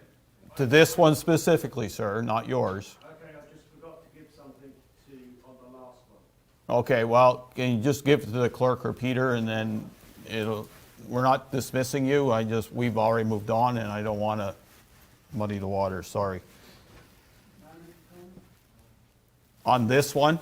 On this one. Okay, go ahead, sir. You're allowed. State your name and address, please. Jamie LeBlanc, representing 35 Allison Avenue. I'm the Vice President of Eclin Noise Control Technologies, listening to all these presentations today, specifically about this one, with even a larger reduction in the safe zone, I guess we'll call it. I can't help but think whenever, as Brian said, we work on medical facilities all over North America, I have to pay attention to building codes, even though the products we make don't really fall under that category. However, I do know when looking at potential clients, looking at trying to sell my product, I take these things into consideration because the last thing I want to do is get into battles, arguments, or run into debates such as what's going on here today. I can't help but think you're looking at this facility and another facility, which were bought over a year ago, knowing that zoning would have to be redone in order to get production up and running on these facilities. And with the amount of open land in this entire area, how much attention, or really why wasn't anywhere else considered? How much actual research into land that didn't require law changes to open up your company at? It just doesn't seem like it was done responsibly. And yet we're going to rely on you to be responsible when it comes to taking care of the air and the pollution and the water and everything else that's affecting every one of the people in this room.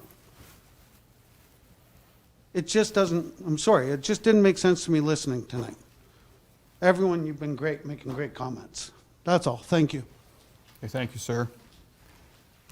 So as I was saying, anyone else? I'm not here to shut it down. I just want to, okay, thank you. So before I go to council, I'd like to thank all the speakers and congratulate you on your research and concern. Council takes your concerns seriously, as we do the other side. We're here to listen to both sides. And then in the end, we will, again, listen to our staff and make what we feel is a fair judgment for South Dundas on a democratic basis. And it's not necessarily to prejudge it or say where we're going, but that's how we've been working in the past, and we will continue to work in the past. But we certainly appreciate your effort coming here tonight and certainly doing the research that you've done and showing your concerns. So I'll go the other way around the table. Councilor Mellon, on this one, anything further? No, I have nothing else I can comment or ask. We'll have a questions. general comment section after if there's anything else, so that nothing way on we this can one, give Peter Mayor. and Tracy some of our take on maybe generals. You're good? I hear the concerns. There's nothing. Councilor Lewis? I've heard everybody's concerns, and that's good for me, thank you. Yep, Mayor Gardner? I did have some questions, but you want to... Questions for? Go ahead. Planner. Okay. So I want to thank everyone for presenting. I've heard what you said. There's nothing worse than having a situation where your business or your home or your whatever is threatened. So I definitely will take that into account. Just for Peter, the odor control, if you do a quick search, there's problems with this all over. Has any facility, an indoor facility, has anyone been able to get it right for the odor? Because, I mean, the ask is for us to shorten our boundaries in both cases. And I can't really find a situation where there hasn't been some issues with, and as pointed out, it's odor control versus odor elimination.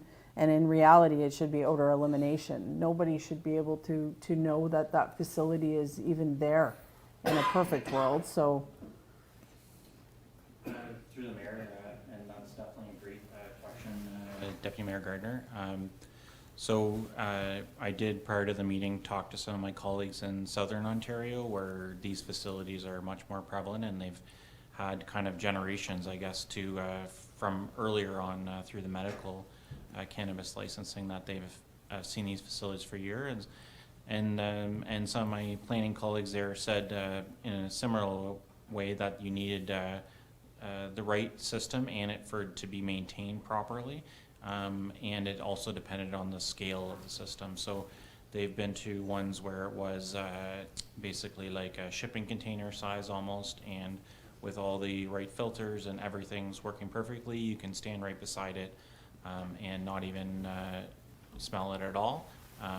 But then other ones where, especially with the greenhouses and some of the light impacts on that, and not having as tight of a seal for emissions coming out, where even if it met all the setbacks, people could still smell it. So talking from colleagues in Southern Western Ontario, they said that the ones that where it's running correctly and everything's implemented, they don't notice an odor and don't get a lot of complaints. More of the complaints from other facilities were from residential versus non-residential. So definitely this is something that we have to do our homework on as well in terms of the impact for non-residential, because typically a lot of the setbacks and bylaws out there are only addressing residential setbacks, where a lot of the concerns we've heard were non-residential. So that's just from talking to some of my colleagues and doing some of the research myself as well. But from what I've heard and talked to others, it can work, but some municipalities also ended up passing odor control bylaws, so the municipality could go out and enforce it themselves instead of relying on either Health Canada or the Ministry of the Environment. So it does have to be run properly. So when similar we to have, digester or other large. That's what I'll be facilities. looking for when as we progress in this conversation, because I can say intergenerationally, if we go camping and say my 25-year-old son and his girlfriend comes with us, they don't mind the smell. I can't stand the smell. So I feel and I hear what the business owners and the residents are saying. It is a big deal because it can ruin a visit somewhere just like that. And I do hear their concerns about ruining their business. So that's going to be the main one for me. Just whatever information you can come back on that. It's the smell with the technology that's associated with it, and maybe even cost. Because if the cost for those systems is a massive endeavor, then that's something as well. I mean, not to micromanage anyone's business, but I think there's some realistic things to look at. So that's it for now. Thanks, Mayor. No, sir. No, we're not here. You've had your piece. I think you had a good time to say your piece. You spoke well. I'm not going to, you're going to start answering things that we don't need to answer. We're going to allow our staff to finish this off. I think we've had a long, fair debate on where we're going, and no disrespect to anybody here. So my comments will be in general to both these. As council knows, and as many of the audience and staff know, that South Dundas had a problem last year. We had a major grow-op in the rural area that affected the residents directly. We have another, at that time, active site along County Road 2 that was basically had a license to grow from Health Canada, but really didn't have any of the zoning or the building code issues dealt with from our point of view. So this council was challenged by, I would consider, Health Canada and upper governments that they wanted to make something legal that has its challenges. And if people want to do what is considered a legal substance, that's fair enough. However, part of the challenge with that is that it has to be produced somewhere, and it became the Wild West. Especially, not only here in South Dundas, but other municipalities in SDG and across province. You either rate it in our municipal infrastructure or our municipal newsletters or articles, or we even hear from the farming community. Both Councillor Mell and myself farm for a living, so we hear the news from all across Ontario, and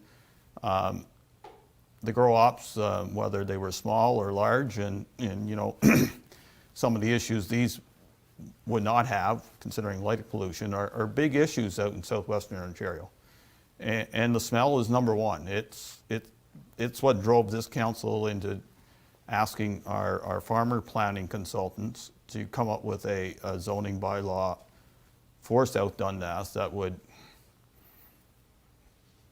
work to the best of our ability. We're kind of shooting in the dark a bit, but we thought that we were looking at others, and 300 meters made sense, and odor control made sense.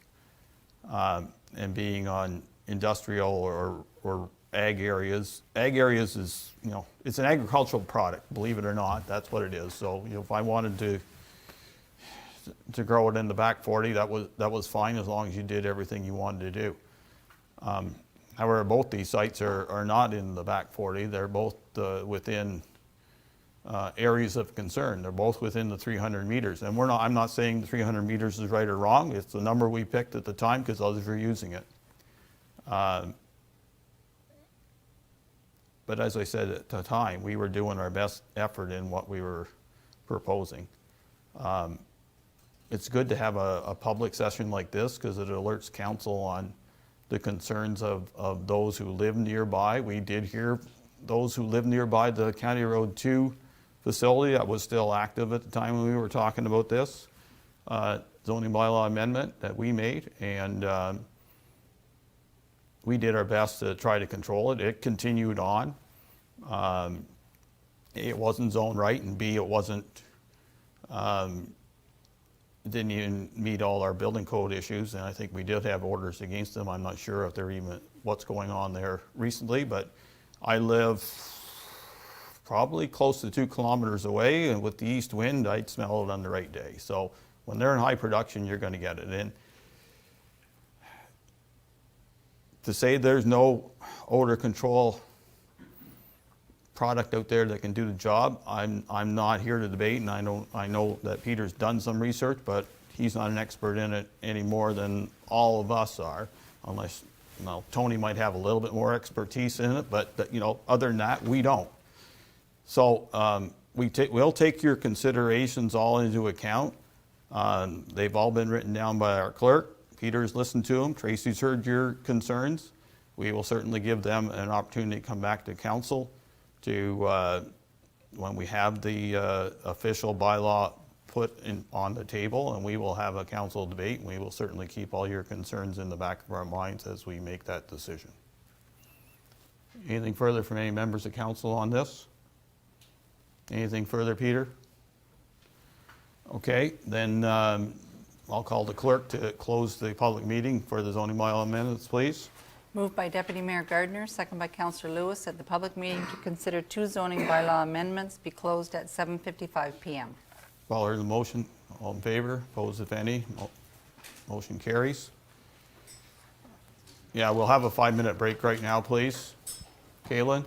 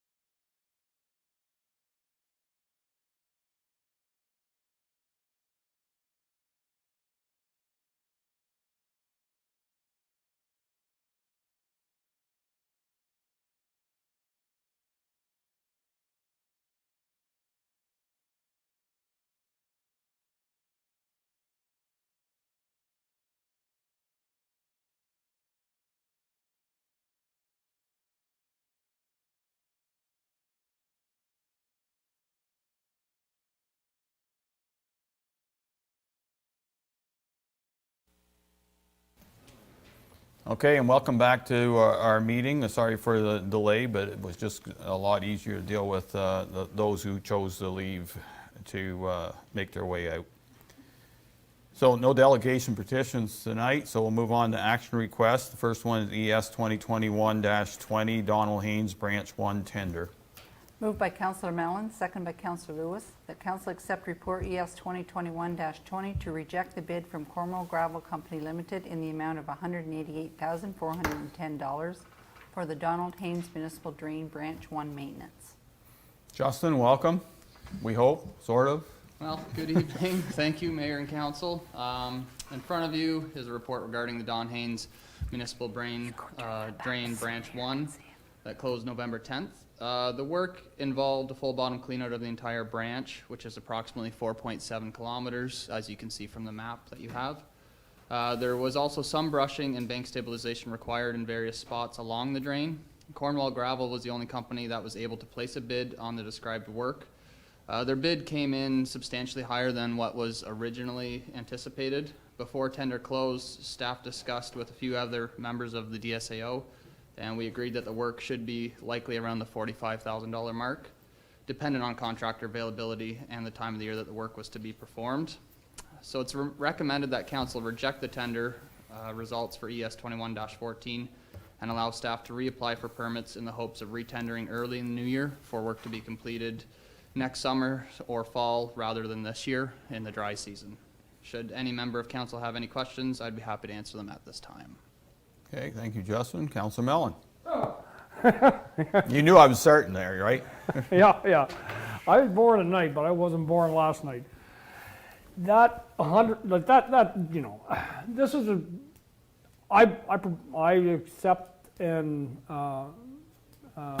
the proposal that we reject this because it's unfortunate. We were hoping to get some shovels in the ground. We may yet, I'm not sure, but anyways, if we take that at 188 and change, I'm sure the whole drain probably was originally dug for a lot less than that. That's the re-engineered cost. I think it's the November 10th jumps out at me. We got it, and I've been saying this and over again. If this tender isn't resubmitted by the end of January, I'm going to go right through the roof. We got to get these out because I think that price is reflective on the fact that, if you start, and you already alluded to on that drainage report we had from last council meeting, Mayor Bylaw, doing work at this time of year when the ditches are full. I checked the Thorpe Ellis on the weekend, it's right to the top, as most drains are. So, we don't want to be doing work, in December, the end of November. So get these get it re-tendered, get it back out, and get it done mid-summer, late summer, But that's a ridiculous amount of money. It's unfortunate that, it's in that too high, but get it re-tendered in January at the latest, so we have some competitive bidding. I support, rejecting that tender and re-tendering. Okay, Justin, any comment on Councilor Mellon's concerns, comments? Yeah, so through you, Mr. Mayor, I will have to reapply for permits. So I don't want to go to tender until we get the permits because the permits might stipulate additional costs that weren't in the tender. So if I reapply for permits, now I'm hoping to have them by mid-January, so I'll be able to go to tender end of January, mid-January is the hopes, because if DFO comes back with extra stipulations, additional measures that weren't in the original tender, it's cause for concern at that point. So we permitted it for this one though. Correct. What's going to be different? They're not going to come back. I'd re-tender without the permit and get the permit. I know, Madam Clerk, you rolled your eyes at me, but An SNC board member saying no permit. I like that. yes, I'm on record right now. Get it running. Don't, if we haven't got them by the end of January, if we can do it by the end of January, fine. If not, re-tender. I don't see an issue. Usually, until we get the permit. One We're at a time, going to get please. the permit. We'll go have the permit, and we'll just put an addendum or amendment or whatever you call that on there. You know, if something comes back and they throw something at our face that we got to look after a spotted toad somewhere, I don't know. You know, we can worry about that then. You know. Calm down. Okay, I'll move on. Councilor Lewis.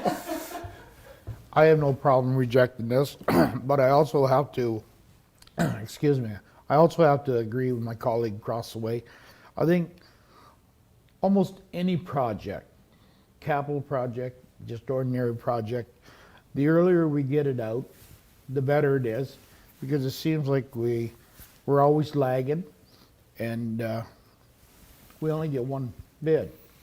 And there's more companies out there than just one company to put bids in. So I think if we get it out early, then we'll see more numbers, which would most likely make more sense than $188,000.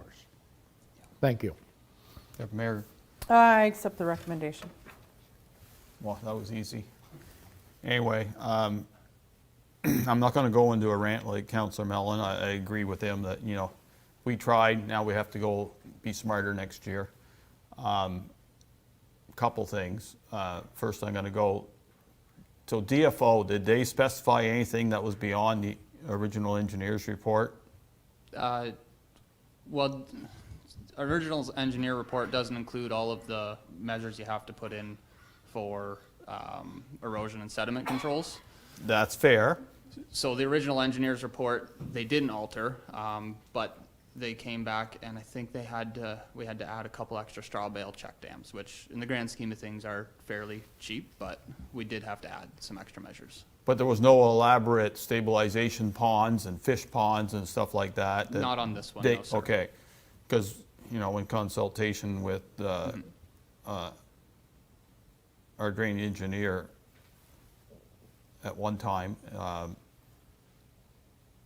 we still have the trump card. This is the engineer's report, DFO, we're not going beyond it, you know, because we got caught on 2 drains before your time that cost us a lot of money because DFO decided they wanted stabilization ponds and all this fancy stuff. Well, it's not in the report, we can't do it, so you just tell them that.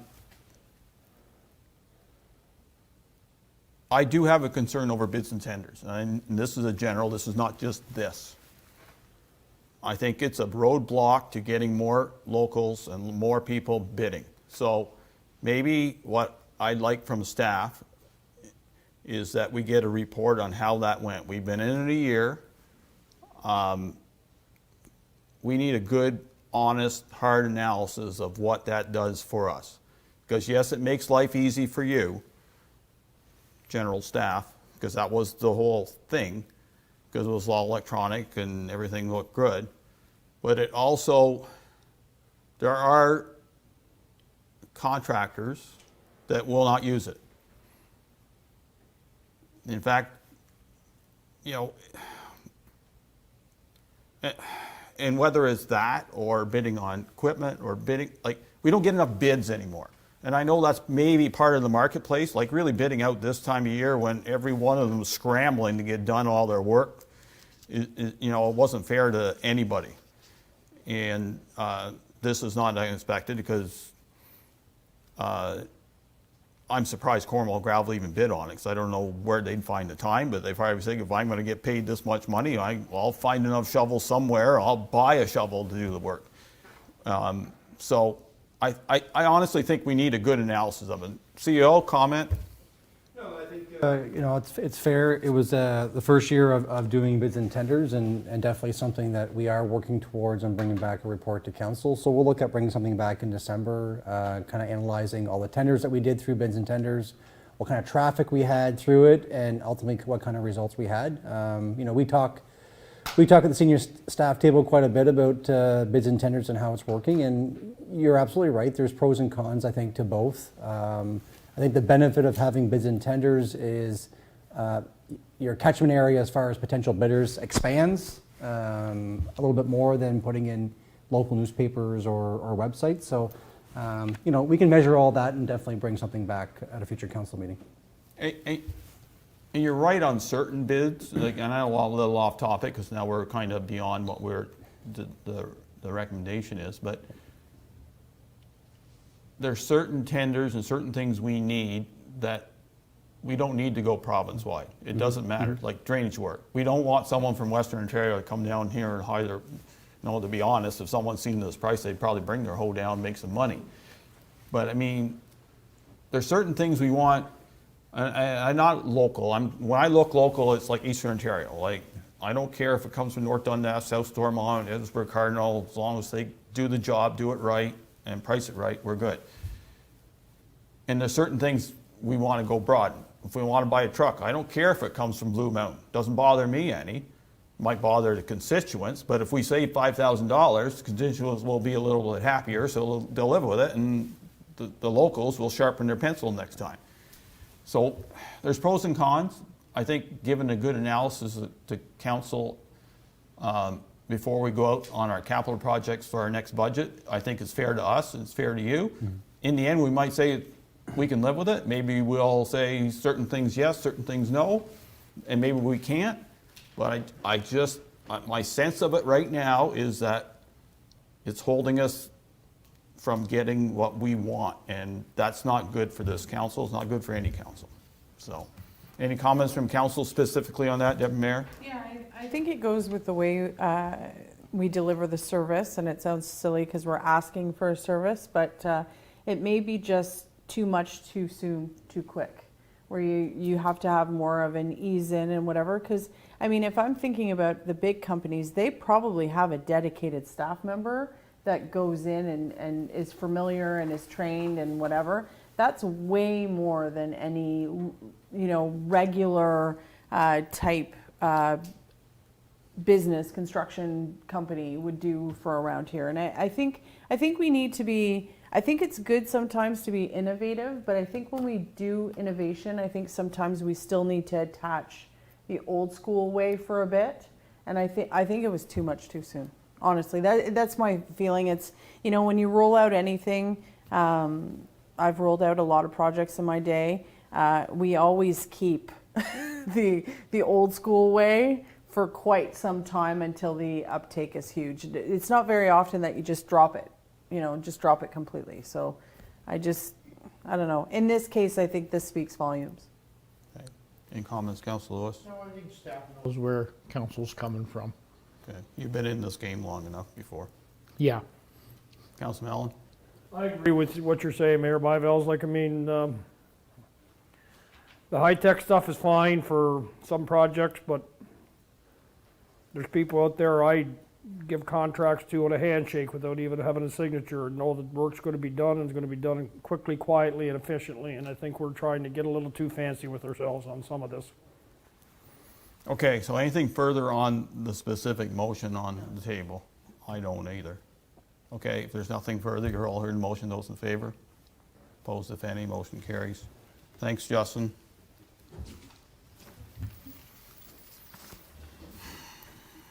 Okay, next one, TS 2021-10 truck tender results. Moved by Deputy Mayor Gardner, second by Councillor Lewis, that council accept report TS 2021-10 to purchase 2 half-ton trucks in the amount of $93,200 plus HST from Upper Canada Motor Sales. Jeff, welcome. Thank you, Mayor and Council. So in front of you is the results that we received through our second tender for the half-ton trucks. We did receive 2 bids, one locally through Upper Canada and one to our neighboring dealership to the west of us at Riverside and Prescott. They are to replace units 71 and 73, which was discussed at budget time. Presently, those 2 units are grounded due to electrical issues. So what we've done during budget time was we allotted for 4 vehicles, 2 SUVs and 2 half-tons, averaging $41,000 each. And we did receive very competitive pricing for the 2 SUVs, which brought us under the $41,000 each. The regular cab with the 8-foot box did come over slightly on the $41,000 amount, budgeted amount, and the crew cab came over actually quite a bit at $50,000. But if you look at the big picture with the 4 prices overall, we are still under the budgeted tendered amount, which we set out at budget time. of $164,000. So I can answer any questions which you may have at this time. Okay, I'll ask the million-dollar question. Do you have any idea when we're going to get them? I spoke with Upper Canada and they seem very confident. The date was May 31st on the tender document, and he did seem very confident that they should be able to deliver within that time frame. Okay, well, it's a big time frame. We were hoping for earlier, but anyway, we know we could. It's a challenging marketplace out there. Yeah, Mayor Gardner, any comments, questions, concerns? No, I think we've had a fulsome discussion about this. Council Lewis? No, you asked my question. Council Mellon? I had to ask the question before everybody else because it was going to come You got to the it. floor. I knew it. I'm glad you got it in there. The only thing I'm going to say is I think we're going to be looking at in the future on crew cab with the 6'6" box. I'm just going to make the suggestion now that if there's anything at budget time, there better be some good justification for us to spend that much more money over a regular cab. If we need the crew cab, but it's going to have to be awful convincing to me, because that price is, you know. Anyway, I support going ahead with them. I'm actually a little surprised that they were that close. Okay. My understanding is that the crew cab one's for recreation, correct? That's correct. So it makes some logical sense when you want to send 2 or 3 or 4 guys out to do a job, you got a truck to haul them. So we do have lots of trucks. Okay. Okay, prices aren't totally out of this world. You know, like you go from a regular cab to a crew cab, you're going to spend that kind of extra dollars. That's pretty well guaranteed. My only caution is that you got to be, you know, you did mention you did go to Upper Canada before we went out for tender. Something that we need to be cautious when we do that because it makes the tender not smell quite as good.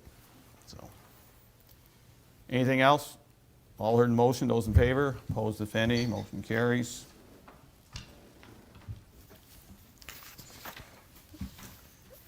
Okay, next one is TS 2021-11 OSIM Bridge Report.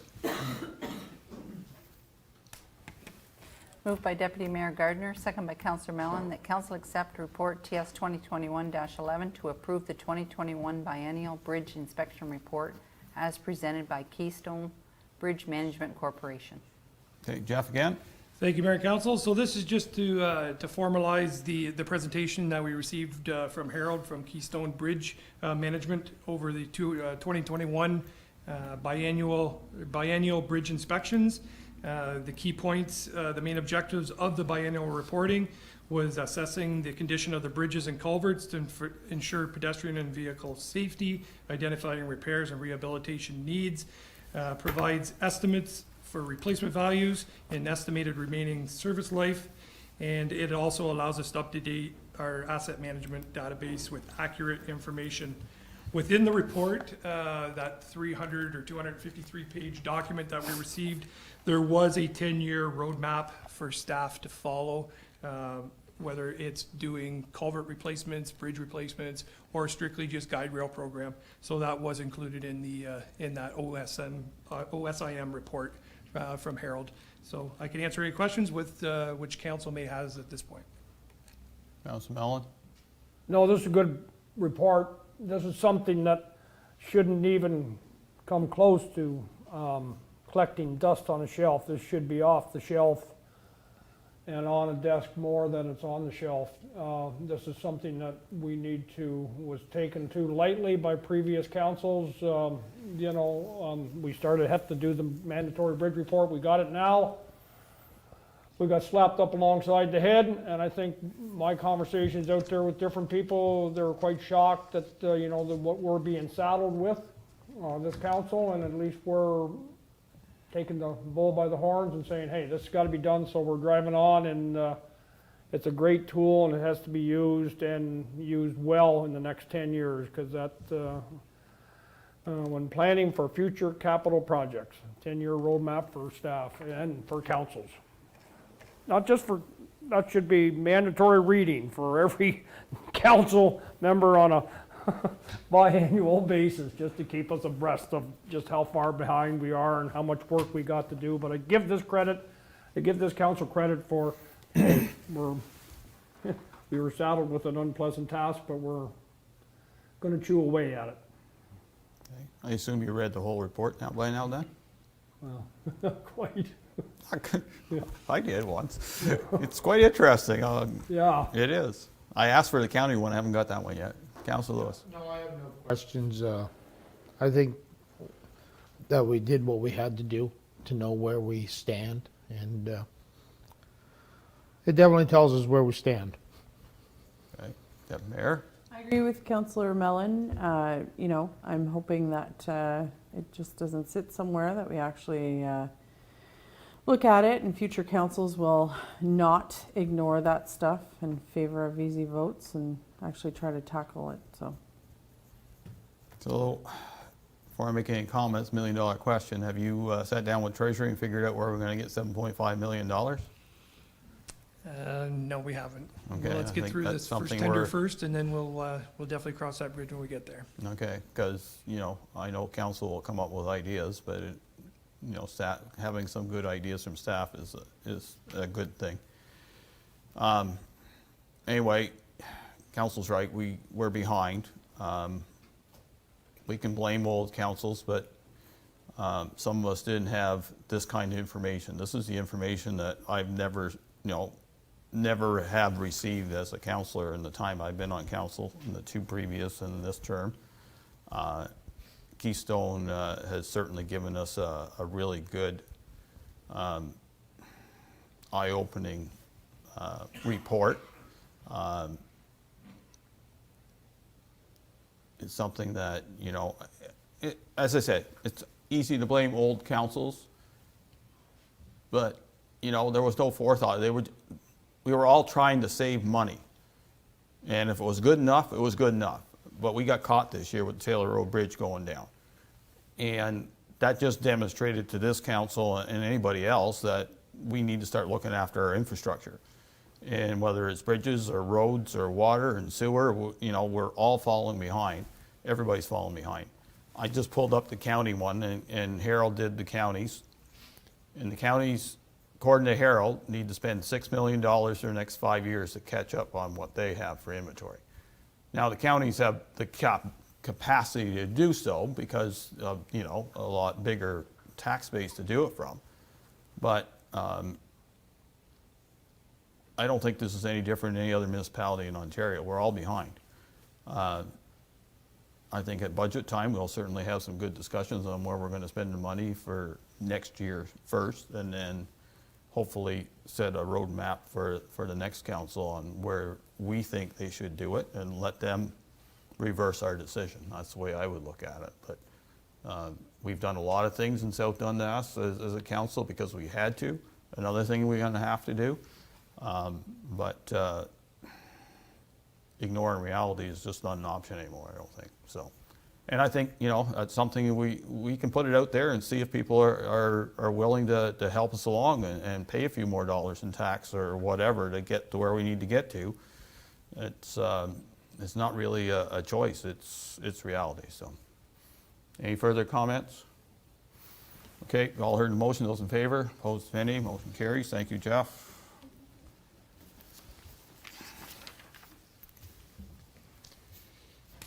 Okay, next one, FS 2021-07, the PSAB report. Moved by Councillor Lewis, second by Deputy Mayor Gardner, that council accept report FS 2021-07 to approve the 2021 excluded expenses report as required by Ontario Regulation 284-09 as per the attached. Sean, welcome. Thank you, Mr. Mayor. The attached is an annual report prepared by the municipal auditing firm MNP, which is required to satisfy OREG 28409. The purpose of this report is to reconcile the annual cash budget adopted by the municipality to that of the PSAB accounting standards that became effective for fiscal year 2009. An example of a reconciled item that is identified in the report is amortization. The municipality does not include amortization expense in its annual budget, and the disclosure of amortization in the attached report meets the reporting requirements as per the PSAB accounting standards. If there are questions, I will try to answer, but depending on the complexity of the question, I may have to seek clarity from MNP. And that's my Okay, disclaimer. are any comments, questions, concerns from any member of council on this report? It's a pretty standard report that Treasury has to do every year. I don't hear anything, so you're good, Sean. All heard the motion, those in favor, opposed, if any, motion carries. Thank you all very much.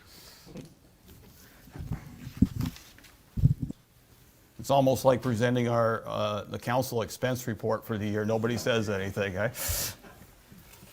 Thank you, Sean. Bylaws, first one is 2021-121 deeming bylaw. Moved by Councillor Mellon, second by Deputy Mayor Gardner, that bylaw number 2021-121 being a bylaw to deem lands to no longer be part of a registered plan of subdivision for the purpose of a merge be read and passed in open council, signed and sealed. Peter, welcome back. Thank you, Mayor Byvelds and Council. So this is for project on Riverside Drive. Originally, these were lots in different ownership. They've now been consolidated, and this bylaw would merge the two lots. The purpose to merge it is that the owner would like to place accessory building on the rear lot, which otherwise doesn't have frontage on a public road. This bylaw will allow them to do that. Okay, any comments, questions, concerns from council on this? Seeing none, all heard the motion, those in favor, opposed, if any, motion carries. Thank you, Peter. 2021-122 dockside agreement. Moved by Councillor Lewis, second by Deputy Mayor Gardner, that bylaw number 2021-122 being a bylaw to extend an agreement with the Morrisburg and District Lions Club be read and passed, signed and sealed in open council. Go ahead, Madam Clerk. The Lions Club requested an extension to their agreement at the dockside, and the Morrisburg Waterfront Committee has been asked for their authority, and they said it was okay with them, and just to bring it back to council and ask for council's authorization as well. So this is an extension of 1 year.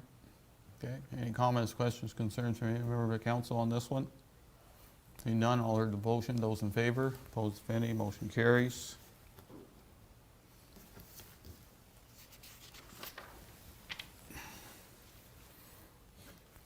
Next bylaw, 2021-123, ES 21-11, Parks and Recreation Master Plan Contract. Moved by Councillor Lewis, second by Councillor Mellon, that bylaw number 2021-123 being a bylaw to execute an agreement with Monteith Brown Planning Consultants for Parks and Recreation Master Plan be read and passed in open council, signed and sealed. Austin, welcome. Thank you, Mayor and Council. This bylaw is to execute the contract with Monteith Brown Planning Consultants for the development of the Parks and Recreation Master Plan, as discussed at the last regular council meeting. And if council has any questions, I can answer them at this time. Okay. Before I ask council, did you get back to them on some of our concerns of getting this sped up and getting a report to this council on a timely basis? I have a meeting with them on Friday, and one of the items on the agenda is the schedule. Okay. Other than that, any comments, questions, concerns on the contract? Go ahead. Yeah, I skimmed, I'll be honest, I skimmed over it, but maybe you know. So if, that's a lot of money, so if halfway through the contract, you just are like, they're not doing what we thought they would do, or, you know what I mean, like the connection, stuff like that, can we get out of it? Or are we held to the full? I think he's turning to CAO on that one. Go ahead. I probably can't answer that from a legal perspective. I think, you make a very good point, Deputy Mayor. I think one of the things that we're looking at doing is launching this the right way so they understand what our expectation is. They do have a lot of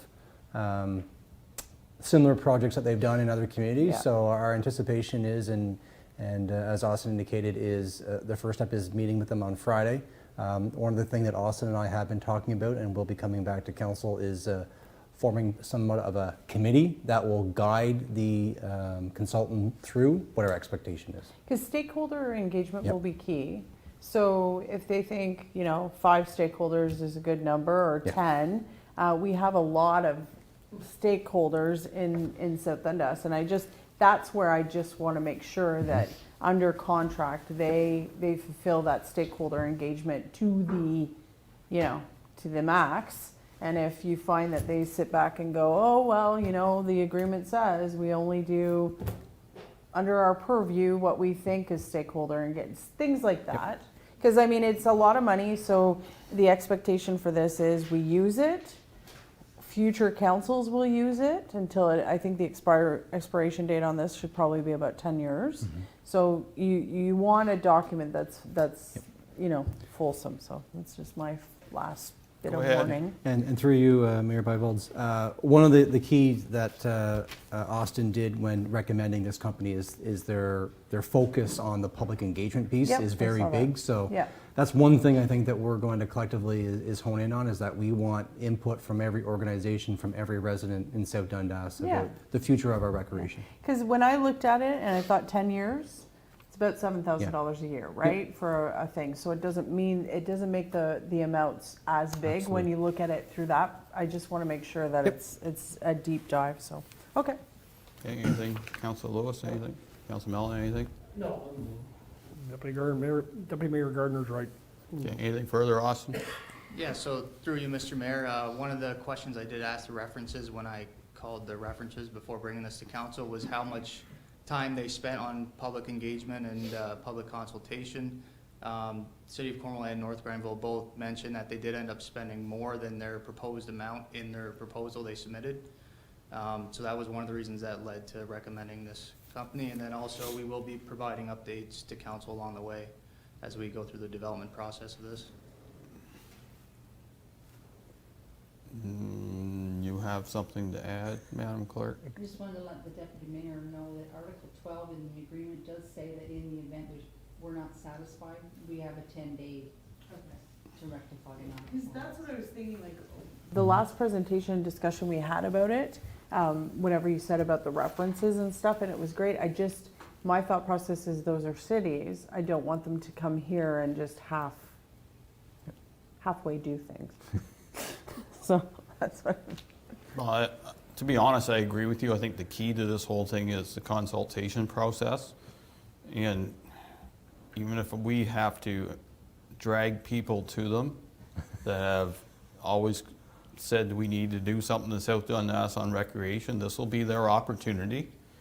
I know that when we ran in 2018, we were asked, what do we do for recreation in South Dundas? And to be honest, I can remember my answer quite firmly was that we need to update our recreation master plan because it's old, and I want to hear from the people of South Dundas what they would like for recreation in South Dundas. There's no sense in me saying, well, I want to do this and that and everything else. That's what I want. I want to hear what everybody else wants. And I think that's what we as council want too in the end. Now, we have to have a practical plan. I will admit to that. You know, if they want a twin ice pad brand new, a track around it, and you know, the Benson Center in South Dundas, that's not practical. A swim pool is always on the top of the list. They're nice to have. I don't think we could really do such a thing, but you know, we will be open to any idea that people come up with and see what we can do with them. There's lots of stuff that we can do within South Dundas that's practical and smart. And to be honest, having a few dreams on the table are never a bad thing. They're never a bad thing. We have an aging arena as well as it's been fixed up. As Council Mellon found out recently, old things tend to break down, and if you fix one thing, you think you got it licked till the next thing breaks, and sometimes you got to be ready for the next one. And yeah, they did. You know, City of Cornwall, North Granville is even bigger than us and growing quite rapidly, and they're on twin pad. They got some beautiful facilities to start with. We can have better here. I don't disagree. We have not bad here. We have a good base. It's just a matter of what more can we do for everyone, the youth, teenagers, the young kids, the adults, and the seniors.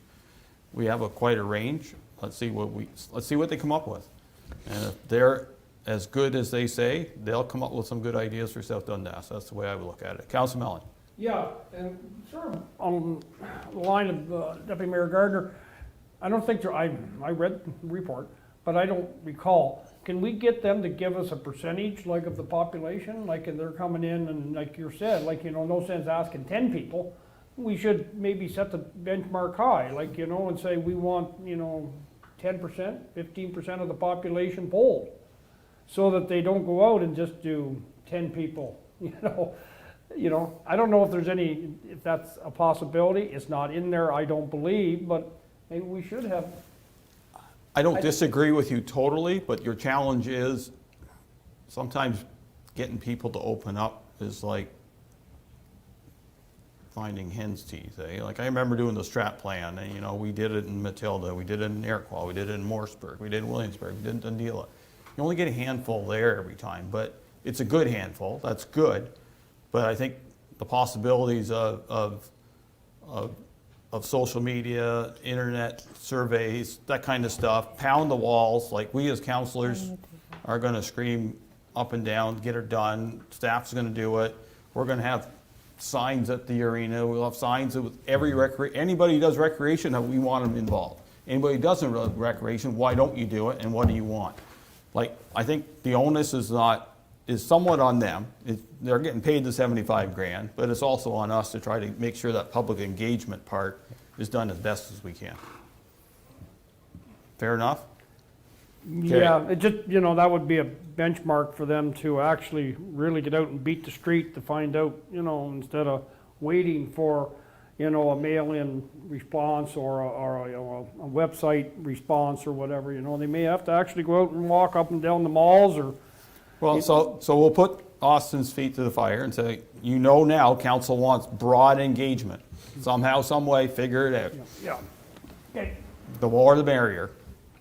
Any idea is a good idea. We may not use it, but every idea is a good idea. Okay, anything further? Seeing none, all heard motion, those in favor, opposed if any, motion carries. And we'll see you in a bit, Austin, because you have more to do later. Next bylaw, 2021-124, Municipal Modernization Program.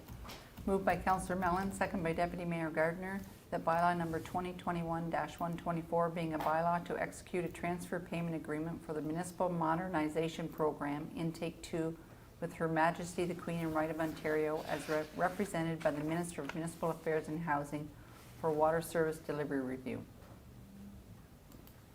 Be read and passed in open council, signed and sealed. Thank you.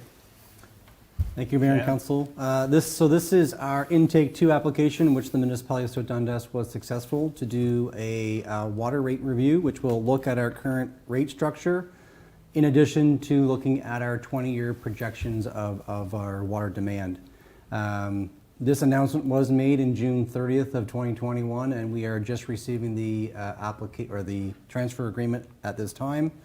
The one caveat I will tell council is currently right now I am working with the province on extending our timeline for completion, which currently is at January 31st, 2022, which I told them was unrealistic based on receiving an agreement within the last week. So if I'm hopeful that they'll extend the timeline to complete this, but if not, we'll probably have to terminate the agreement because we just we don't have enough time to get it out, do the review, and get a report back to council. So I said we're going to work with the province to hopefully get an extension and get this completed. Okay, so my initial thought is that you do your work with the municipal affairs staff. If not, then we'll go above their head and deal with it, because you know it's great that the province gives out the money for modernization. I think they know it's good dollars spent well. But the timing of having a contract that we can't really go out to tender until we sign the contract makes some illogical sense. And since we have the associate minister and the minister on both sides, we should be able to at least have that conversation. So, any comments, questions, concerns from any member of council on this? I'll be honest, I didn't read every line because every contract they send is the same. So as long as we do it well, we'll do it right. All heard in motion, those in favor, opposed if any, motion carries.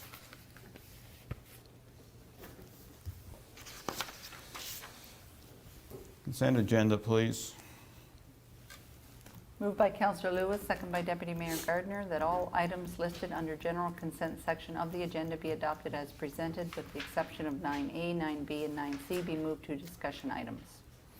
Okay, for the two that are left on here, we have an excellent key information report on facilities update and activity report by our manager of facilities, David Jansen, and I asked the clerk to come up with a 2022 council meeting schedule so all council can fill in their calendars for up to the election time, and she'll come back with a possible change our procedure bylaw for the next council because of the change of the start of the council, which is November 15th now instead of December 1.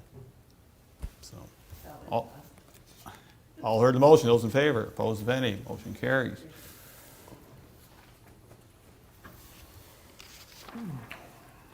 They officially robbed us of 15 days of our term, so there you go. Somebody had to do it. Boards, committees, discussion items. First one's county council. We did have a county council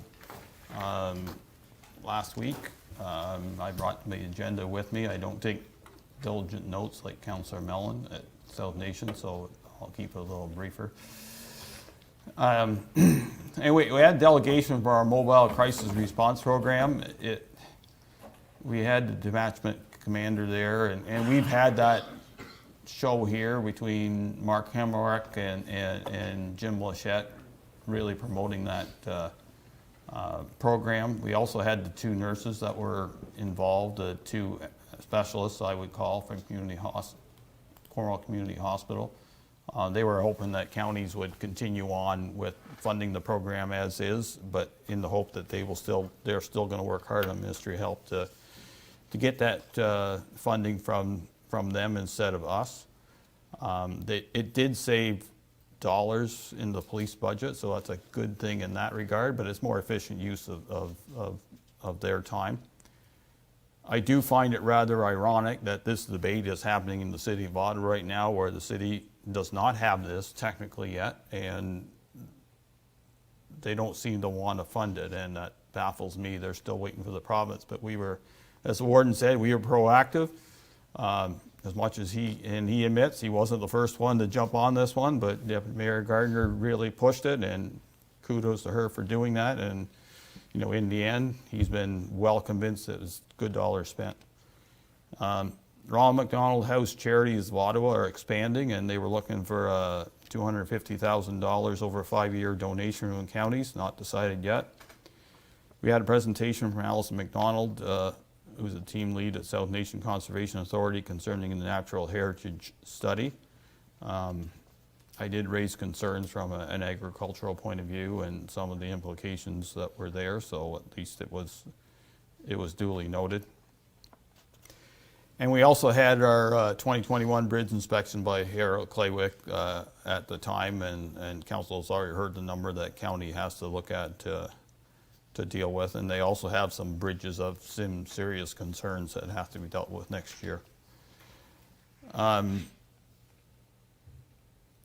Council also received and approved the Improving Rural Education Report. Any comments on that, Deputy Mayor Gardner, because it was your ball?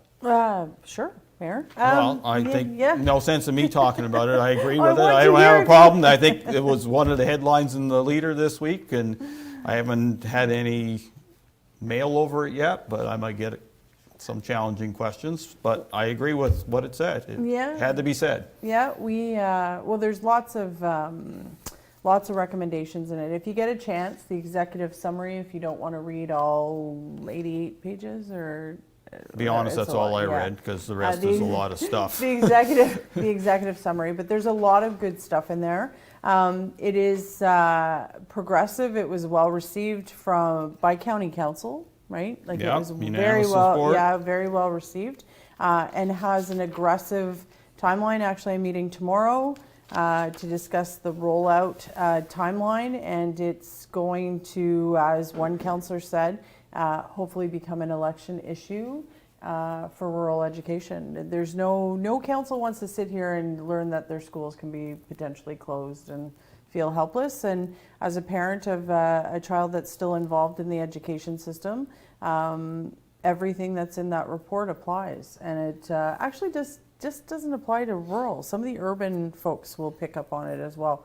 So The inner city schools. yeah, and I've gotten amazing feedback. I've gotten comments from far and wide and have yet to receive, I don't know if I should say that, but all very positive. The parents are tired of being put in the middle and pulled in all different directions. It's like, let's get a good system, let's get it right, and let's stop it. So yeah, exciting things, lots more work to do, and we'll be appearing before some minister at some point, multiple times. And the other thing that came out of it, which I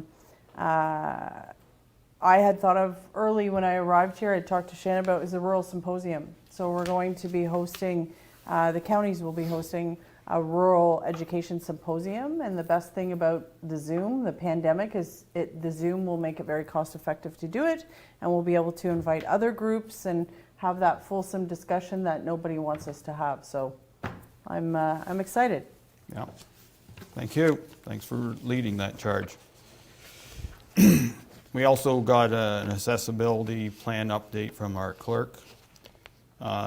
Planning is asked County Council to go ahead with an official plan amendment to do insert the National Heritage Study within our mapping system, so that went ahead. As I told Council at our Committee of the Whole, counties is taking on affordable housing head on, and hoping that next council will look at having a committee to deal with affordable housing.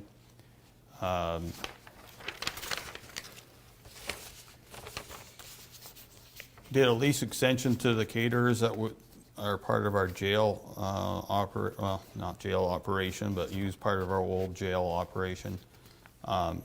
There's a speed limit update. One implicates the South Dundas Village of Morseburg, so there will be a slowdown zone on 31 before the 50 coming into the new roundabout, and the 60 zones on east and west will be further put out, so it'll be basically 50 from middle of Merkley, Augusta to beyond Laurier.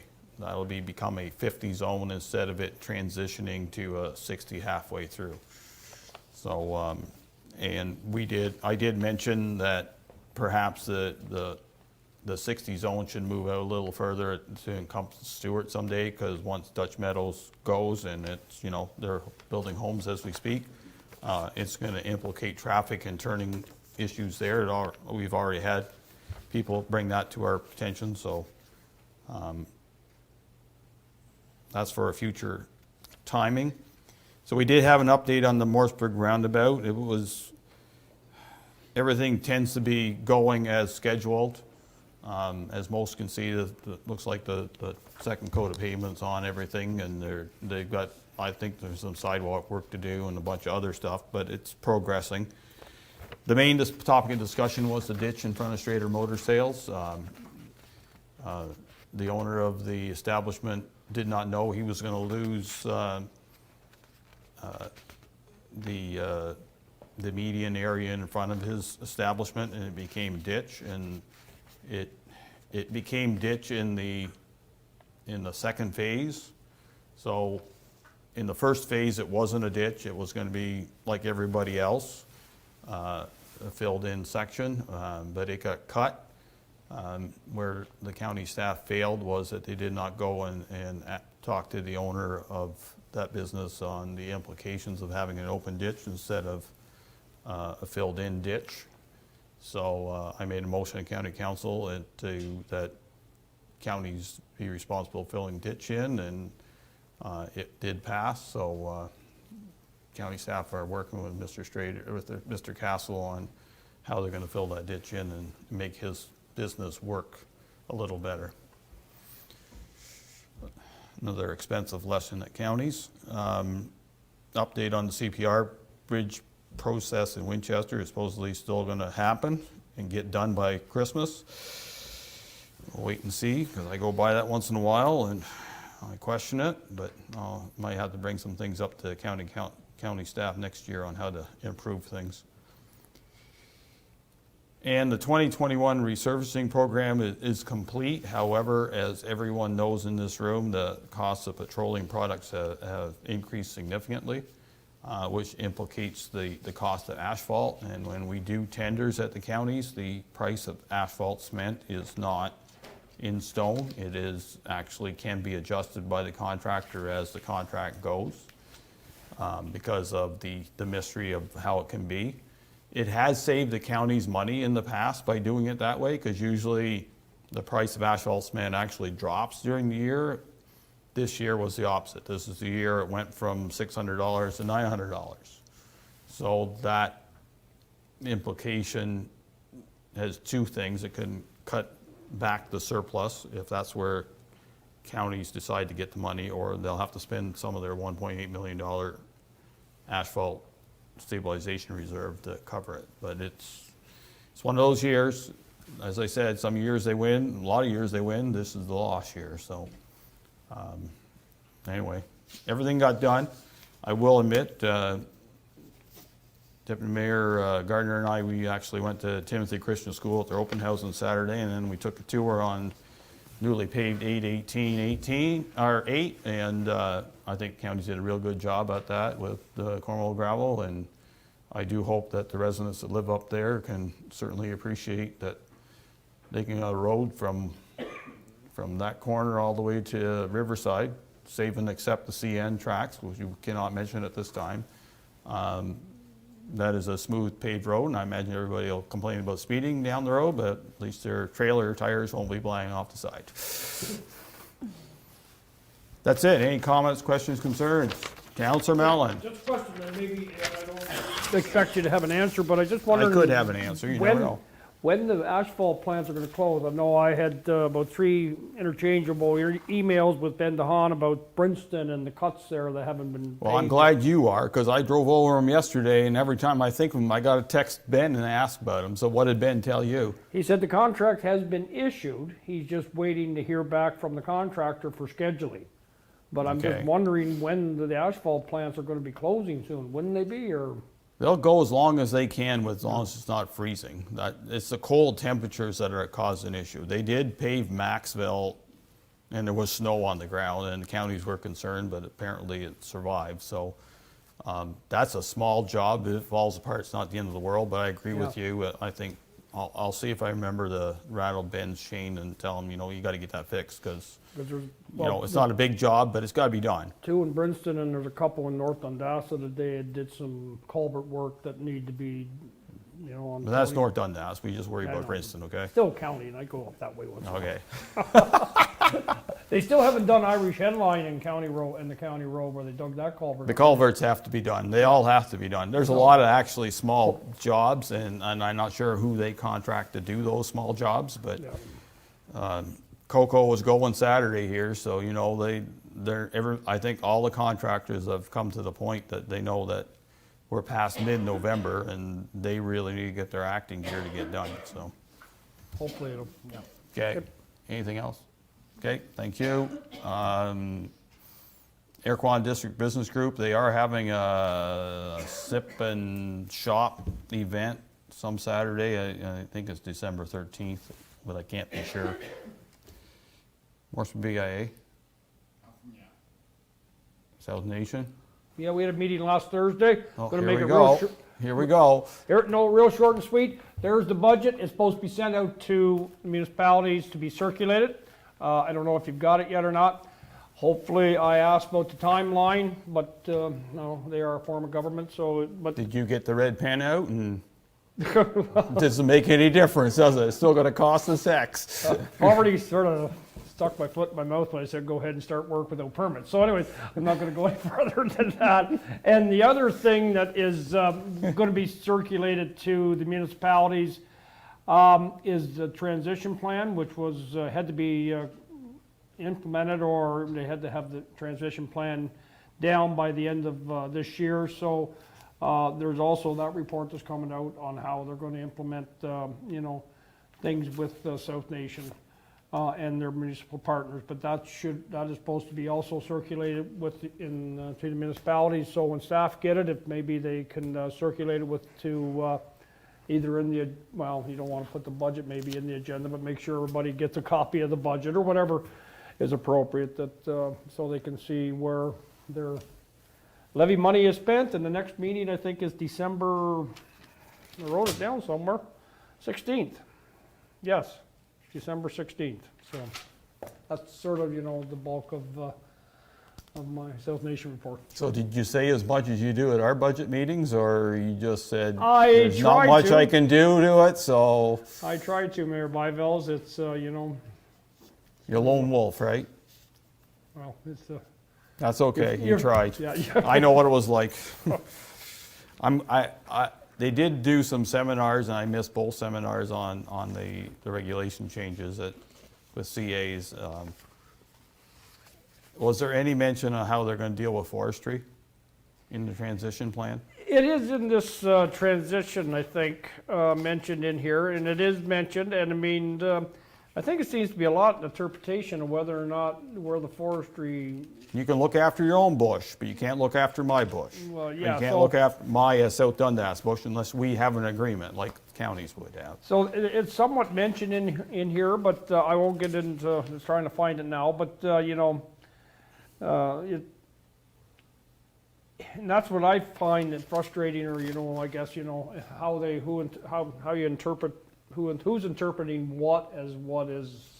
Did they show the slide deck from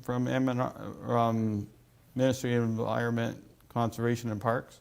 No. I'll send it to you. Oh, okay. Yeah. So, there's still some gray areas, but I think they're trying to work through them the best they can, so we'll see how it goes. Okay, any comments, questions, concerns on anything Council Mellon had? Okay, thank you. Carmen Howe, no, I'm too far. Morrisburg Waterfront Committee will have a discussion on Yep. their stuff. Eric Waterfront Committee having a meeting on Thursday. I'm not sure who's going to be there, but we'll leave that at that. South Branch? No. Carmen House? Oh, okay. Spoke to the chair today. Okay. I called him the other day and left him a message, and I sent him some emails. I told him that we definitely have to have a meeting in December, because I have talked to some of the other committee members. And I also mentioned to him that I was going to have Dave contact him about the rail fence, because when I was in Iroquois on Wednesday, the rail fence has taken 2 sites out of the campsite. It's gone too far east. And Murray said that fence has been up for a year, and I kind of questioned that. I don't think it was, but that's, I don't know how that would get by Austin's eyes. No, it was David's job. He did, Deputy Mayor and I had a phone call from a concerned resident over what was happening there. So, yeah, people have been taking notice of stuff that's been going on. David was doing it. And I told the chair, if we do not have a meeting in December, that he might have a hard time getting summer students for the Carmen House, because that is coming out very shortly. So he promised me that he was going to have a meeting. And that's it. Go ahead. So I have to say it. Every other museum in the free world is planning for next spring and summer to, after 2 years, do programming, do different things. Is there any hope that we're going to our currently only museum in South Dundas that we run will have something that's more than what we've had? I can get on my knees and pray to God, but I can't make any promises. Well, but I think this municipality and this council needs to state that there needs, like, it's been fun up until this point, but I think we need to, that museum needs some care and attention to it. There needs to be programming. People have, it's bothered me somewhat that we've had a year, especially this past summer, of people staying in their own municipalities. We could have been open and we chose not to be. And I just, I think that doing it half-handedly is not going to work. There needs to be some new energy. There needs to be some attention. They've got time. A lot of times people don't have time. We've got some time. I think it needs to be well thought, and I think our expectation should be that the flippin' museum's open this year, next year. I rather, know I next mentioned summer. the name to Murray, and I know that she would be a go-getter for the Carmen House. So hopefully she will join. And I know I talked to Ann Presley, and Ann she's ready to go with the Carmen House. Like she said, we got to have a meeting. We got to have a meeting. And I said, yeah, I know we do. So. So I think if Murray don't set up a meeting, maybe somebody else on the committee can set up a meeting and we'll go that way. I think everyone's been very nice and everything, but I think it's come to the point where it's a museum. It's Well, not, exactly. There needs to be some progression, Yep. and if things have changed in the past 2 years for the committee members, then I think thanking them for their service. But I think that we're doing a disservice to a municipal museum that's not being run properly. Okay. You have your request. I think I agree. Like, now is the time to get started for next year. When I know things are going the wrong direction COVID-wise, but we're got to be hopeful that next year we can do something because everybody else has done something. So there's ways we can work with having people go through the place. That's right. And I if we agree. have students there, and that still I and agree. keep them safe. Yep. Okay. No Dundas County Archives meeting, tourism advisory, Nope. economic development. We had the awards, which was great, last council meeting. And just a reminder that Doug Griffiths, the author of 13 Ways to Kill Your Community, will be having a virtual event November 30th. Okay. So get your tickets. Doctor advisory. We did have a meeting, and I do believe that the CAOs is coming back to us with some plans and some thing. We had a fulsome discussion about current climates, current requirements, and where we need to head with that committee. And the two CAOs have some stuff that they have to do and then bring it back to the committee. Okay. Moving on, we have draft fuel lock procedure. Jeff?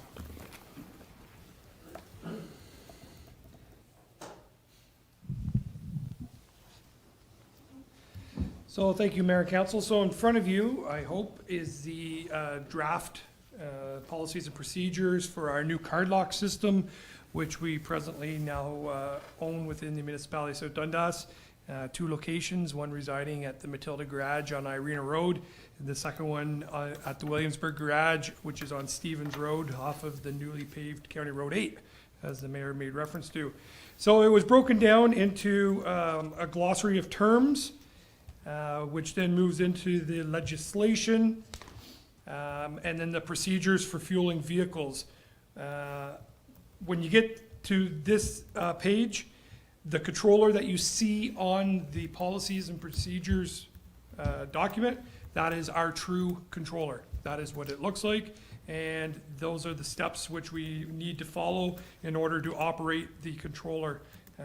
Going from entering which pump you want to select as number 1, to entering your driver's code, to then entering the vehicle badge, which is the little key fob, which is in every piece of machinery and vehicle that we own. Then it asks you to enter the kilometers or the hours, depending on whatever vehicle you are operating. And then it says you may proceed to fuel. It also gives you instructions on filling a portable container, a jerry can in layman's terms, which will have a key fob associated to that. Gives you some kind of common errors to look for if it presents it on the key, on the controller itself. And then we itemize some hazards with fuel handling. Side effects on inhalation, skin contact, eye contact, ingestion, and then it comes into the emergencies involved with gasoline. In case there's a fire or explosion, call 911. If there's leaks, what do we do? If there's leaks less than 100 liters, and if there's leaks greater than 100 liters, on who to call, what to do. There's still signage which needs to be installed at each facility as per the liquid fuel handling manual, which I have in front of me here. I do need to get signage installed that says not to smoke around the fuel pumps. Those have to be installed at each location. And Statement of the obvious, sorry. Listen, you take it for granted. I don't take anything for granted anymore. And it also has to have emergency contact numbers, which will have myself and the mechanic. We are the two people that are looking after the system. So that's where we're at with it. Tear it apart, do whatever we feel is fit, or we treat it as great, and I'll bring it back as a policy for the next council meeting.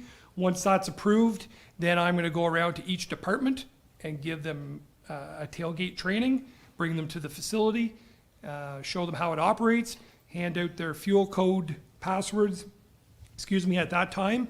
And we're still on track for the December date to have this unit fully operational within the municipality. So I can answer any questions which you may have at this time. Comments, questions, concerns? Councillor Mellon? Besides the no smoking sign that... Yeah, I have a bad habit with gasoline and open flames, and got a bad track record there. So, I mean, it's there'll be some learning curves, some learning pains probably, like, I'm just thinking of myself, I'm going to hit the wrong button, I don't know how many times, but I mean, it's a good system, I think, after you fill up 2 or 3 times, people figure it out. It'll be good. And I think it's a good way to track what we're doing. Other than just good. Councillor Lewis? No. Deputy Mayor? I have some questions, but you know what? I think I'm gonna just, can you, Jeff, get some feedback from the staff that are using this? Maybe a couple of weeks in, if there's been heavy usage and there's questions, like almost collect a common question guide, because it's, anytime I've done something like this, just let humans work on something, and there's going to be things that you never thought of. It's kind of like the no smoking sign, but there's going to be, I don't know, maybe not, maybe, but my only thing would be just to get feedback from the users, and if there's common errors, like common stuff that they use whenever it goes through the steps kind of thing, I'd update the manual is what I'm trying to say. Go ahead, Jeff. So, through you, Mr. Mayor. So we've been using this program since the beginning of November. I've gotten different employees involved from different groups. The water department, recreation with Austin's gang, myself, with my staff. And I've given them the show, the know-how. Yeah. And we even went to the point where I switched to key fob on one of them and said, enter it in the way you would. And it says it's not letting me do it. I said, what's it say?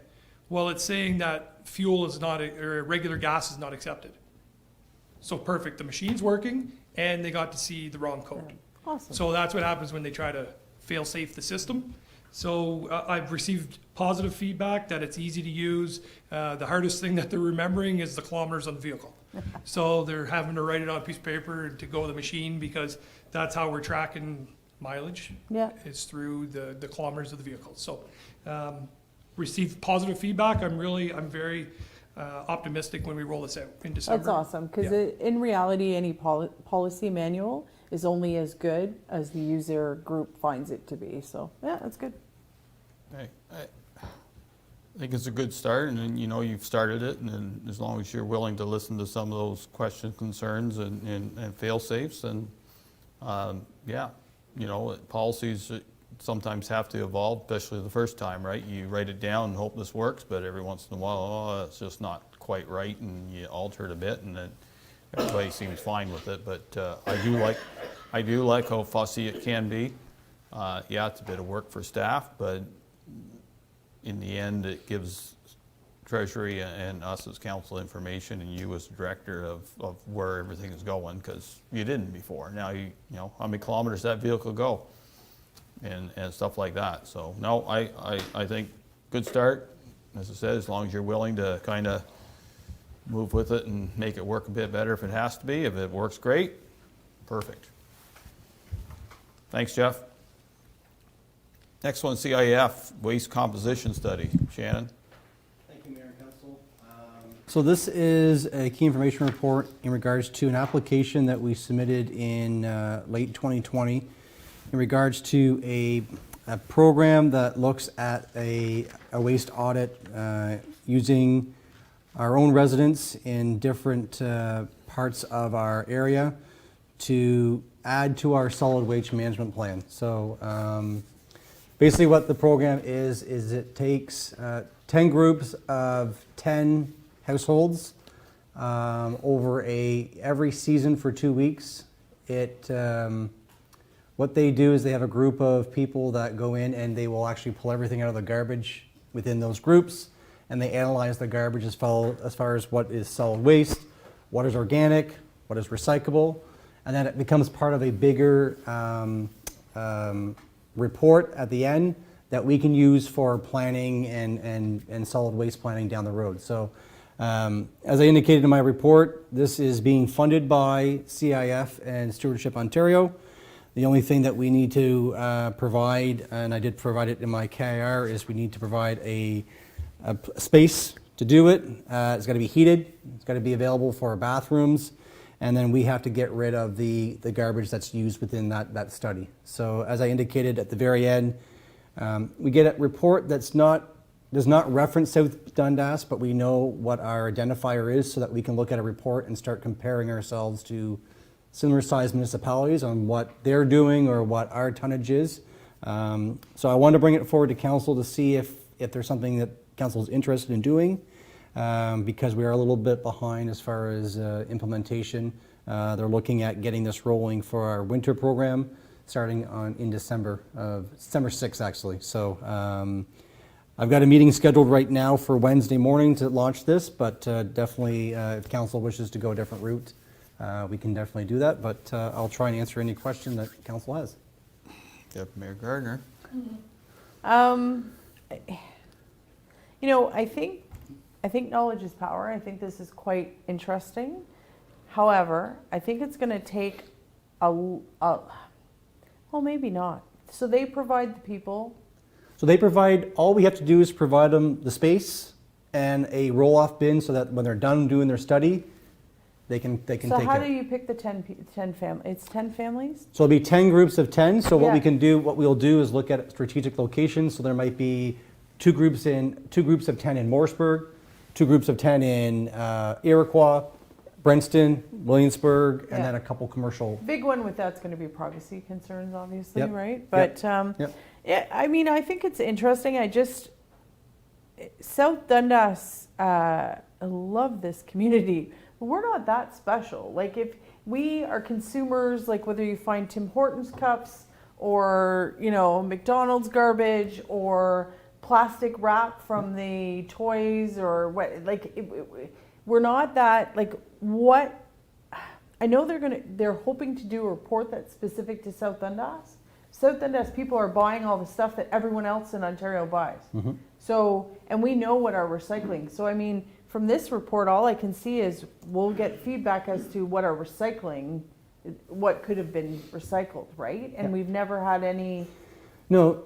So through you, Mayor Bibles, is so they look at the organic as well, but I think it allows us an opportunity, and we've talked about it before, is where we need to target. Yeah. Right. If we're doing well, if the report comes back that there wasn't much recycling in it, well, I think then maybe we won't focus on that, but we'll focus on something different. So it gives us kind of a roadmap of how we're moving forward with our solid waste management plan. Yeah, we wouldn't want to,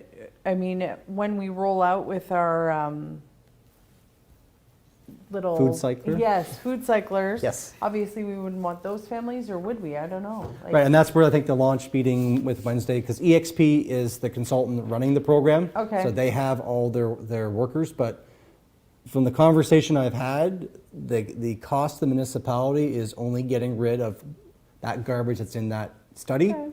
and providing a workspace for the And analysis. we have a workspace? Yeah, where's our workspace? So I Williamsburg talked- Garage? Morrisburg Garage, according to our Okay. director. Yeah. Oh, that makes sense. Yep. Okay. Yep. All right, yeah, I'm good with it then. I guess the more information and it's something to glean from it, as long as they're not trying to sell us anything at the end of it. Yeah, sure. There's nothing really to sell, I don't Well, believe. you'd be It's just- surprised. it's an I don't information. know. To be But- honest, like you mentioned that we're not different than anybody else. I disagree with you. I think that, no disrespect to our residents, but I think we could do a better job of what we're doing Oh, with, for sure. with waste. Yeah, for And- sure. And if you go into cities that have been forced to do this a long time ago, people are more forced to do things. Because if you can only get your garbage collected every 2 weeks, but you can get your organics and your recycling done every week, Yeah. you'll think twice, like, because to have a stinky garbage there for 2 weeks in the middle of summer is very annoying in the garage if you could have got rid of it another way. So, just a little story to council. There's a person that walks from their residence, and they live on Lake Shore, and they do the circle, the Flag Road, Parlow Road, and back to their place. So if you see garbage bags along County Road 2, that person collects that garbage every weekend, and there's a bag every weekend Yeah. at Parlow Road. Yeah. So, we are wasteful, we throw things out, we need to do a better job at garbage. I know what's gonna fix the problem, and that's charge them. People may not like to hear that, but if you had to take all our garbage to Moose Creek at $120 or $140 a ton or whatever they're charging nowadays, and you start doing the math on how much tonnage a person puts out, it's $2 or $3 a bag. So, people, you will get smarter because of costs, but it would be nice if they got smarter because they're doing the right thing. Yeah. I think for me is I love information and everything, but sometimes I find we're given a lot of information and we're excited at the beginning, and then at the end we don't like it. You know what I mean? Like if we're going to be aggressive and like I'm looking at the communications plan. If we were going to do this, I'd almost like our communications to tag along with what they find, or you know what I mean? Like make it public, so you're right, so people know. If it's a hidden study that nobody knows what's going on, and you know what I mean, the information from it, then it's not doing us any good. So if we're gonna do it, then let's do it well versus halfway. Yeah. And we don't have a lot of time to do what we're gonna do anyway with I wouldn't call it landfill, but garbage in South Dundas. Go ahead, Shannon. The one point I did bring up to the consultant was the communication piece and what he has said and what they've looked at in previous studies. If you go on CIF website, they do reports every year, and they don't tell you which municipality. It's small municipality A, B, and C. But what they want to do is they don't want to broadcast it, because the fact is they don't want people to change their habits. Okay. If you tell people that you're going to be doing this group, then they're going to be more careful on what they're putting in and all that kind So of people stuff. don't sign up for this, you're just gonna grab someone's garbage? So according to the consultant, is that once it's at the curb, Yes, I've watched enough, it's municipal property. So, CSIs to know right, that. so what Yeah. we don't want to do is to trigger people so that they know, okay, I'm going to be a little bit more mindful on my recycling and organic. Yeah. It's to find out people's habits, and do they change from season to season? And then we get a report where we can compare ourselves with other smaller municipalities. It could be frequency of garbage pickup, frequency of recycling pickup, so it gives us a good comparator. So you're gonna give them a blacklist, right, of which addresses they are absolutely not to go to? Absolutely. Perfect. Okay. Councilor Lewis? No, I think it's a good idea. And it's nice to hear that you're not going to tell somebody you're going to pick the garbage up, because then they won't throw cans or glass or anything like that in it. So, no, I think we'll try it. We'll see how it goes. Councilor Mellon, you want us to do Hulbert Road for you? Well, you have no idea, there's 4 or 5 bags of plastic compost material on McIntosh Road today. Somebody didn't think they had to go all the way to the dump. But anyways, it's amazing what's thrown out. Now, you mentioned, Shannon, about the necessary resources and time. Like they're supplying the money, they're supplying the people, all we have to do is supply the space. So what resources do we need to contribute as far as time? No. So all we need to provide is a space that's heated, that has a bathroom that their consultants can use, and then a roll-off bin or some sort of a bin that once they're done doing their 2 weeks, we have to get rid of it. So it's a minimal cost because they'll go to our landfill. Because that's really okay. Now, is this garbage, or is this garbage, recycling, whatever, it's all picked up separately then? Yeah, so what we do is we work with our local contractor, and we will designate an area. Usually it's at the beginning of a pickup or at the very end, where there'll be people from EXP that will pick up that group of 10, and then they'll go and do the sorting. Okay, but then we would have to pick it up from them. Yes, the contractor. So we don't want the contractor running back to Morrisburg here with 10 So households. the consultant would follow along, and once they pick the 10 up, then they go to their facility and they do it. So it's not municipal staff at all. It's not time, trucks, our trucks, nothing. No. Drive on, see how much crap people are throwing out. Okay, we'll learn. Yeah. Okay, so circling back to the consent agenda.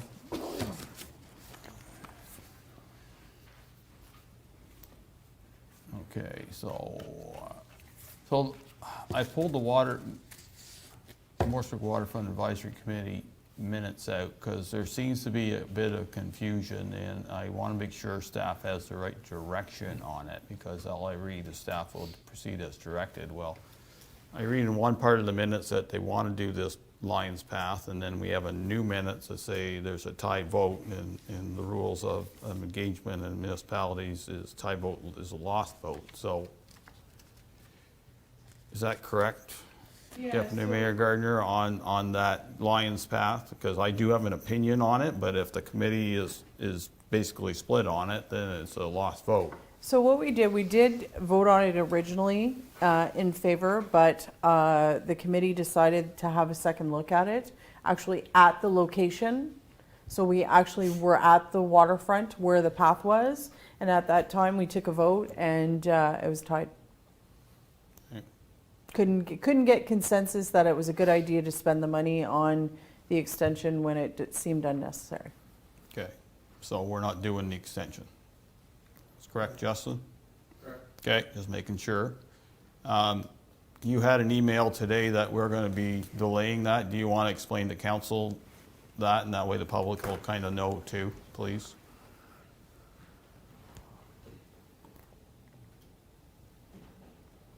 Yes, thank you, Mayor and Council. So I did receive an email today, kind of what I had expected to happen. It's no secret the weather has not been cooperative with us lately. Everybody here knows that. We've received a lot of precipitation lately. So basically what they're saying is, because of the location of the site, there's not much drainage there to begin with. It's kind of a soupy area, and the water table is pretty high because it is so close to the river, that the sub-base that they had planned on paving is essentially too saturated to run their pavers over at this time. So we have proposed, we can go 2 routes.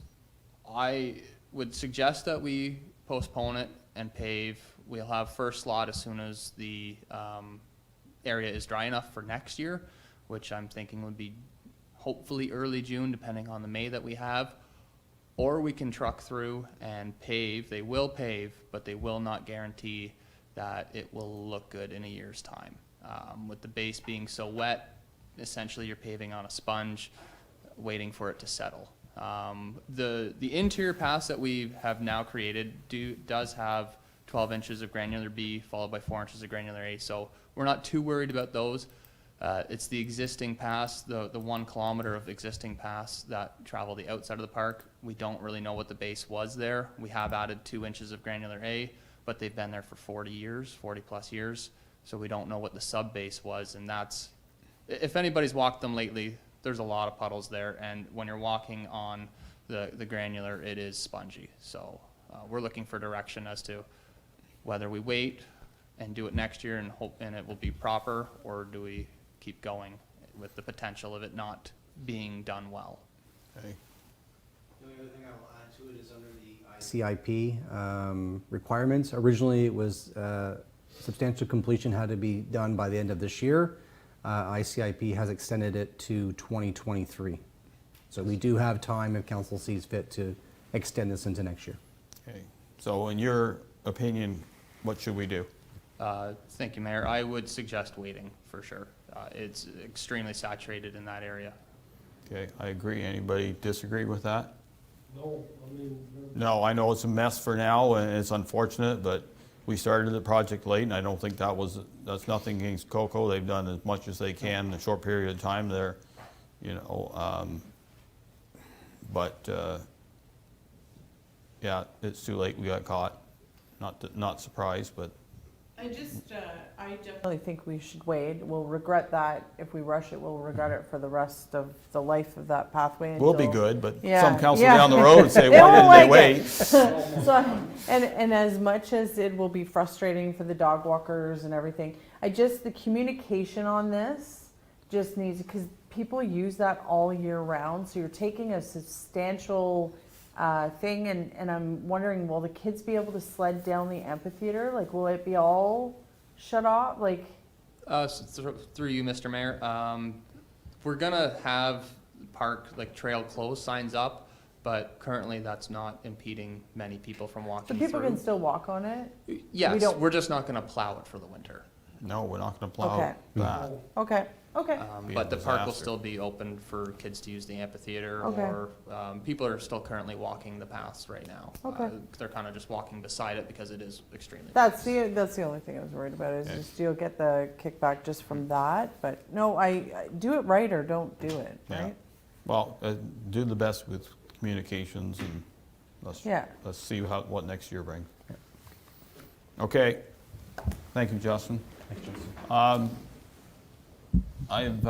asked Austin to do this grass cutting update to give council an idea of what went on this year. I've been getting some pushback on it, so I asked him and he's obliged to giving us an update, and I thought it'd be best we just do it in open council and give us an idea of what actually goes on with the grass cutting tender, and I'll probably look at Councillor Lewis to give us some guidance if this is right or wrong.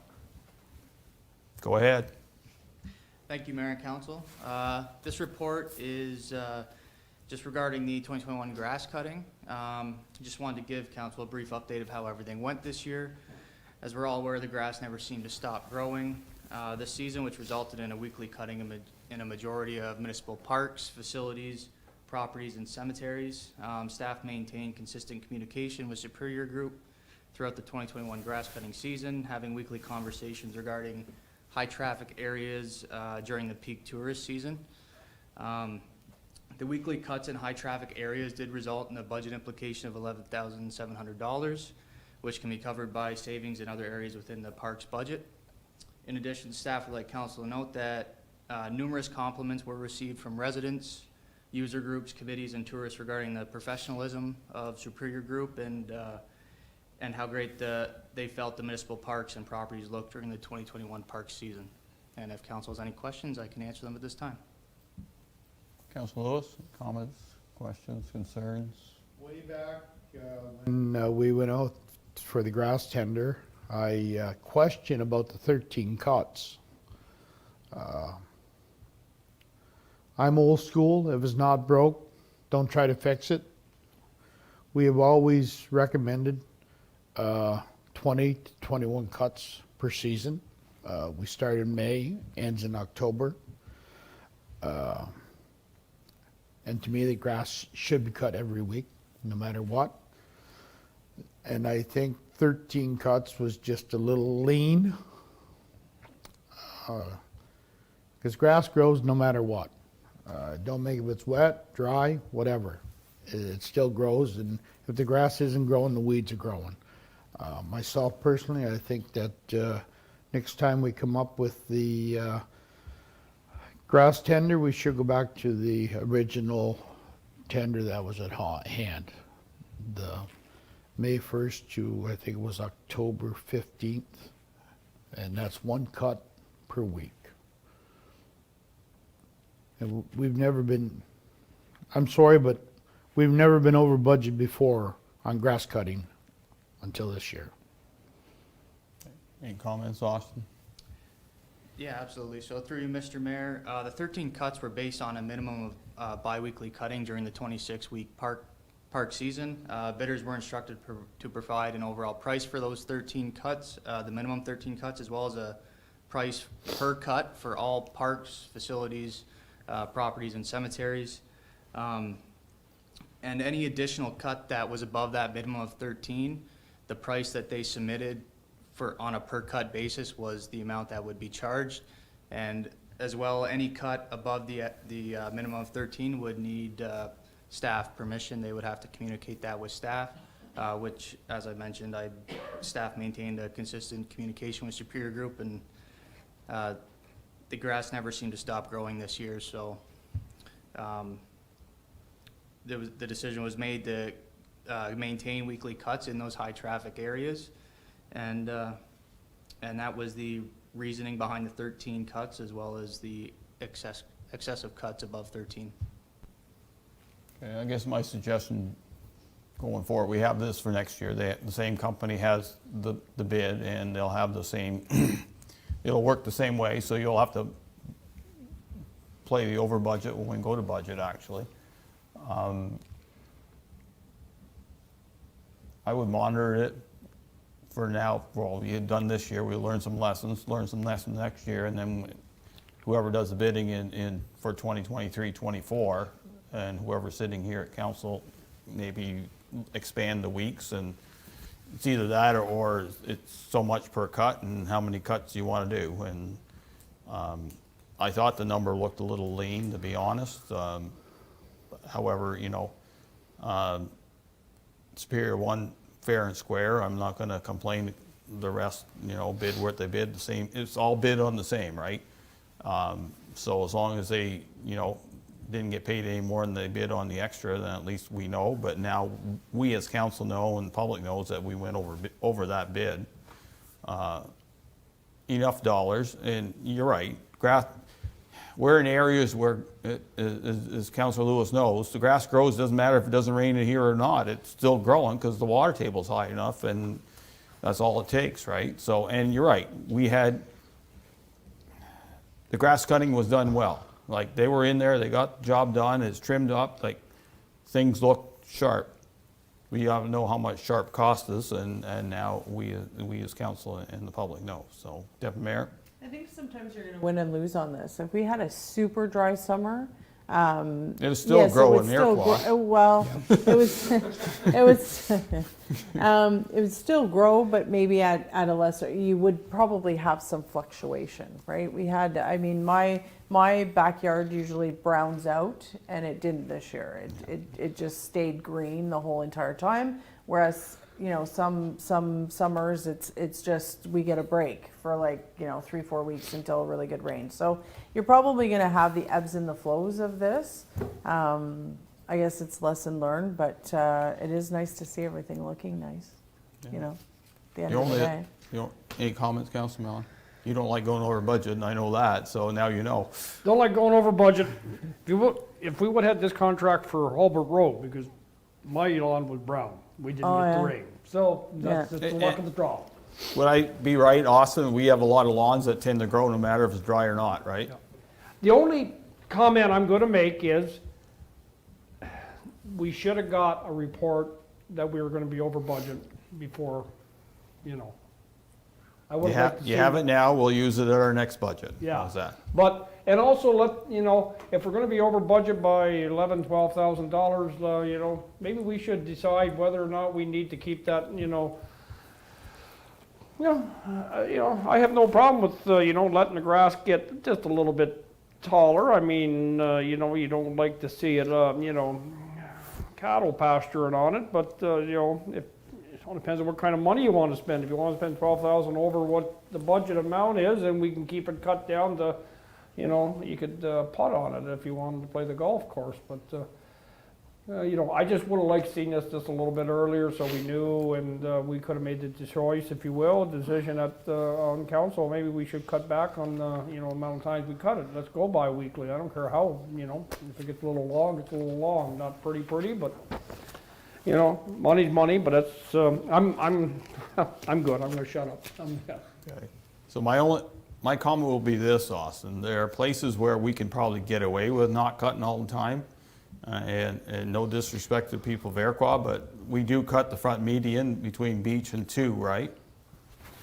That doesn't need to be cut every week. Like, you can let that go, depending on how much the grass is growing. But, you know what I mean? It's one of those ones that, you know, you could allow a little bit. And then I did have broached this subject with the Iroquois Waterfront Committee, and they didn't seem to grab it yet, but maybe they will, is we do a lot of mowing there. Right, Councilor Lewis? Yes, we do.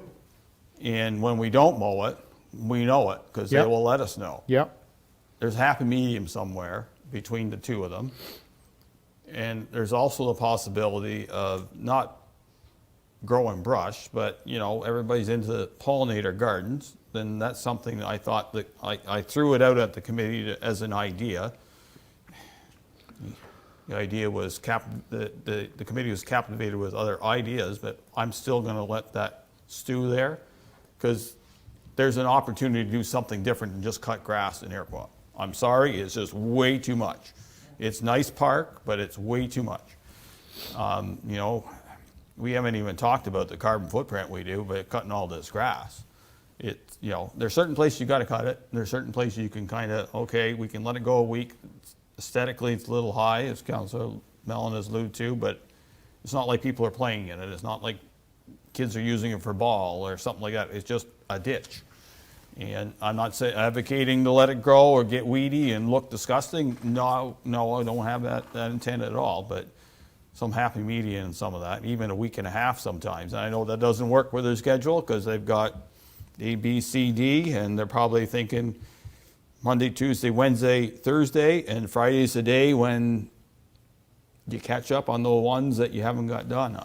And I understand. So anyway, I think it was good that council knew where we went, and appreciate the report, Austin. Okay, next one.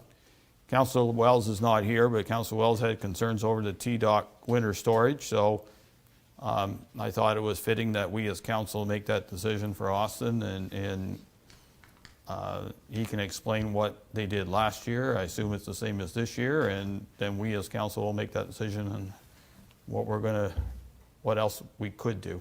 So go ahead. Thank you, Mayor and Council.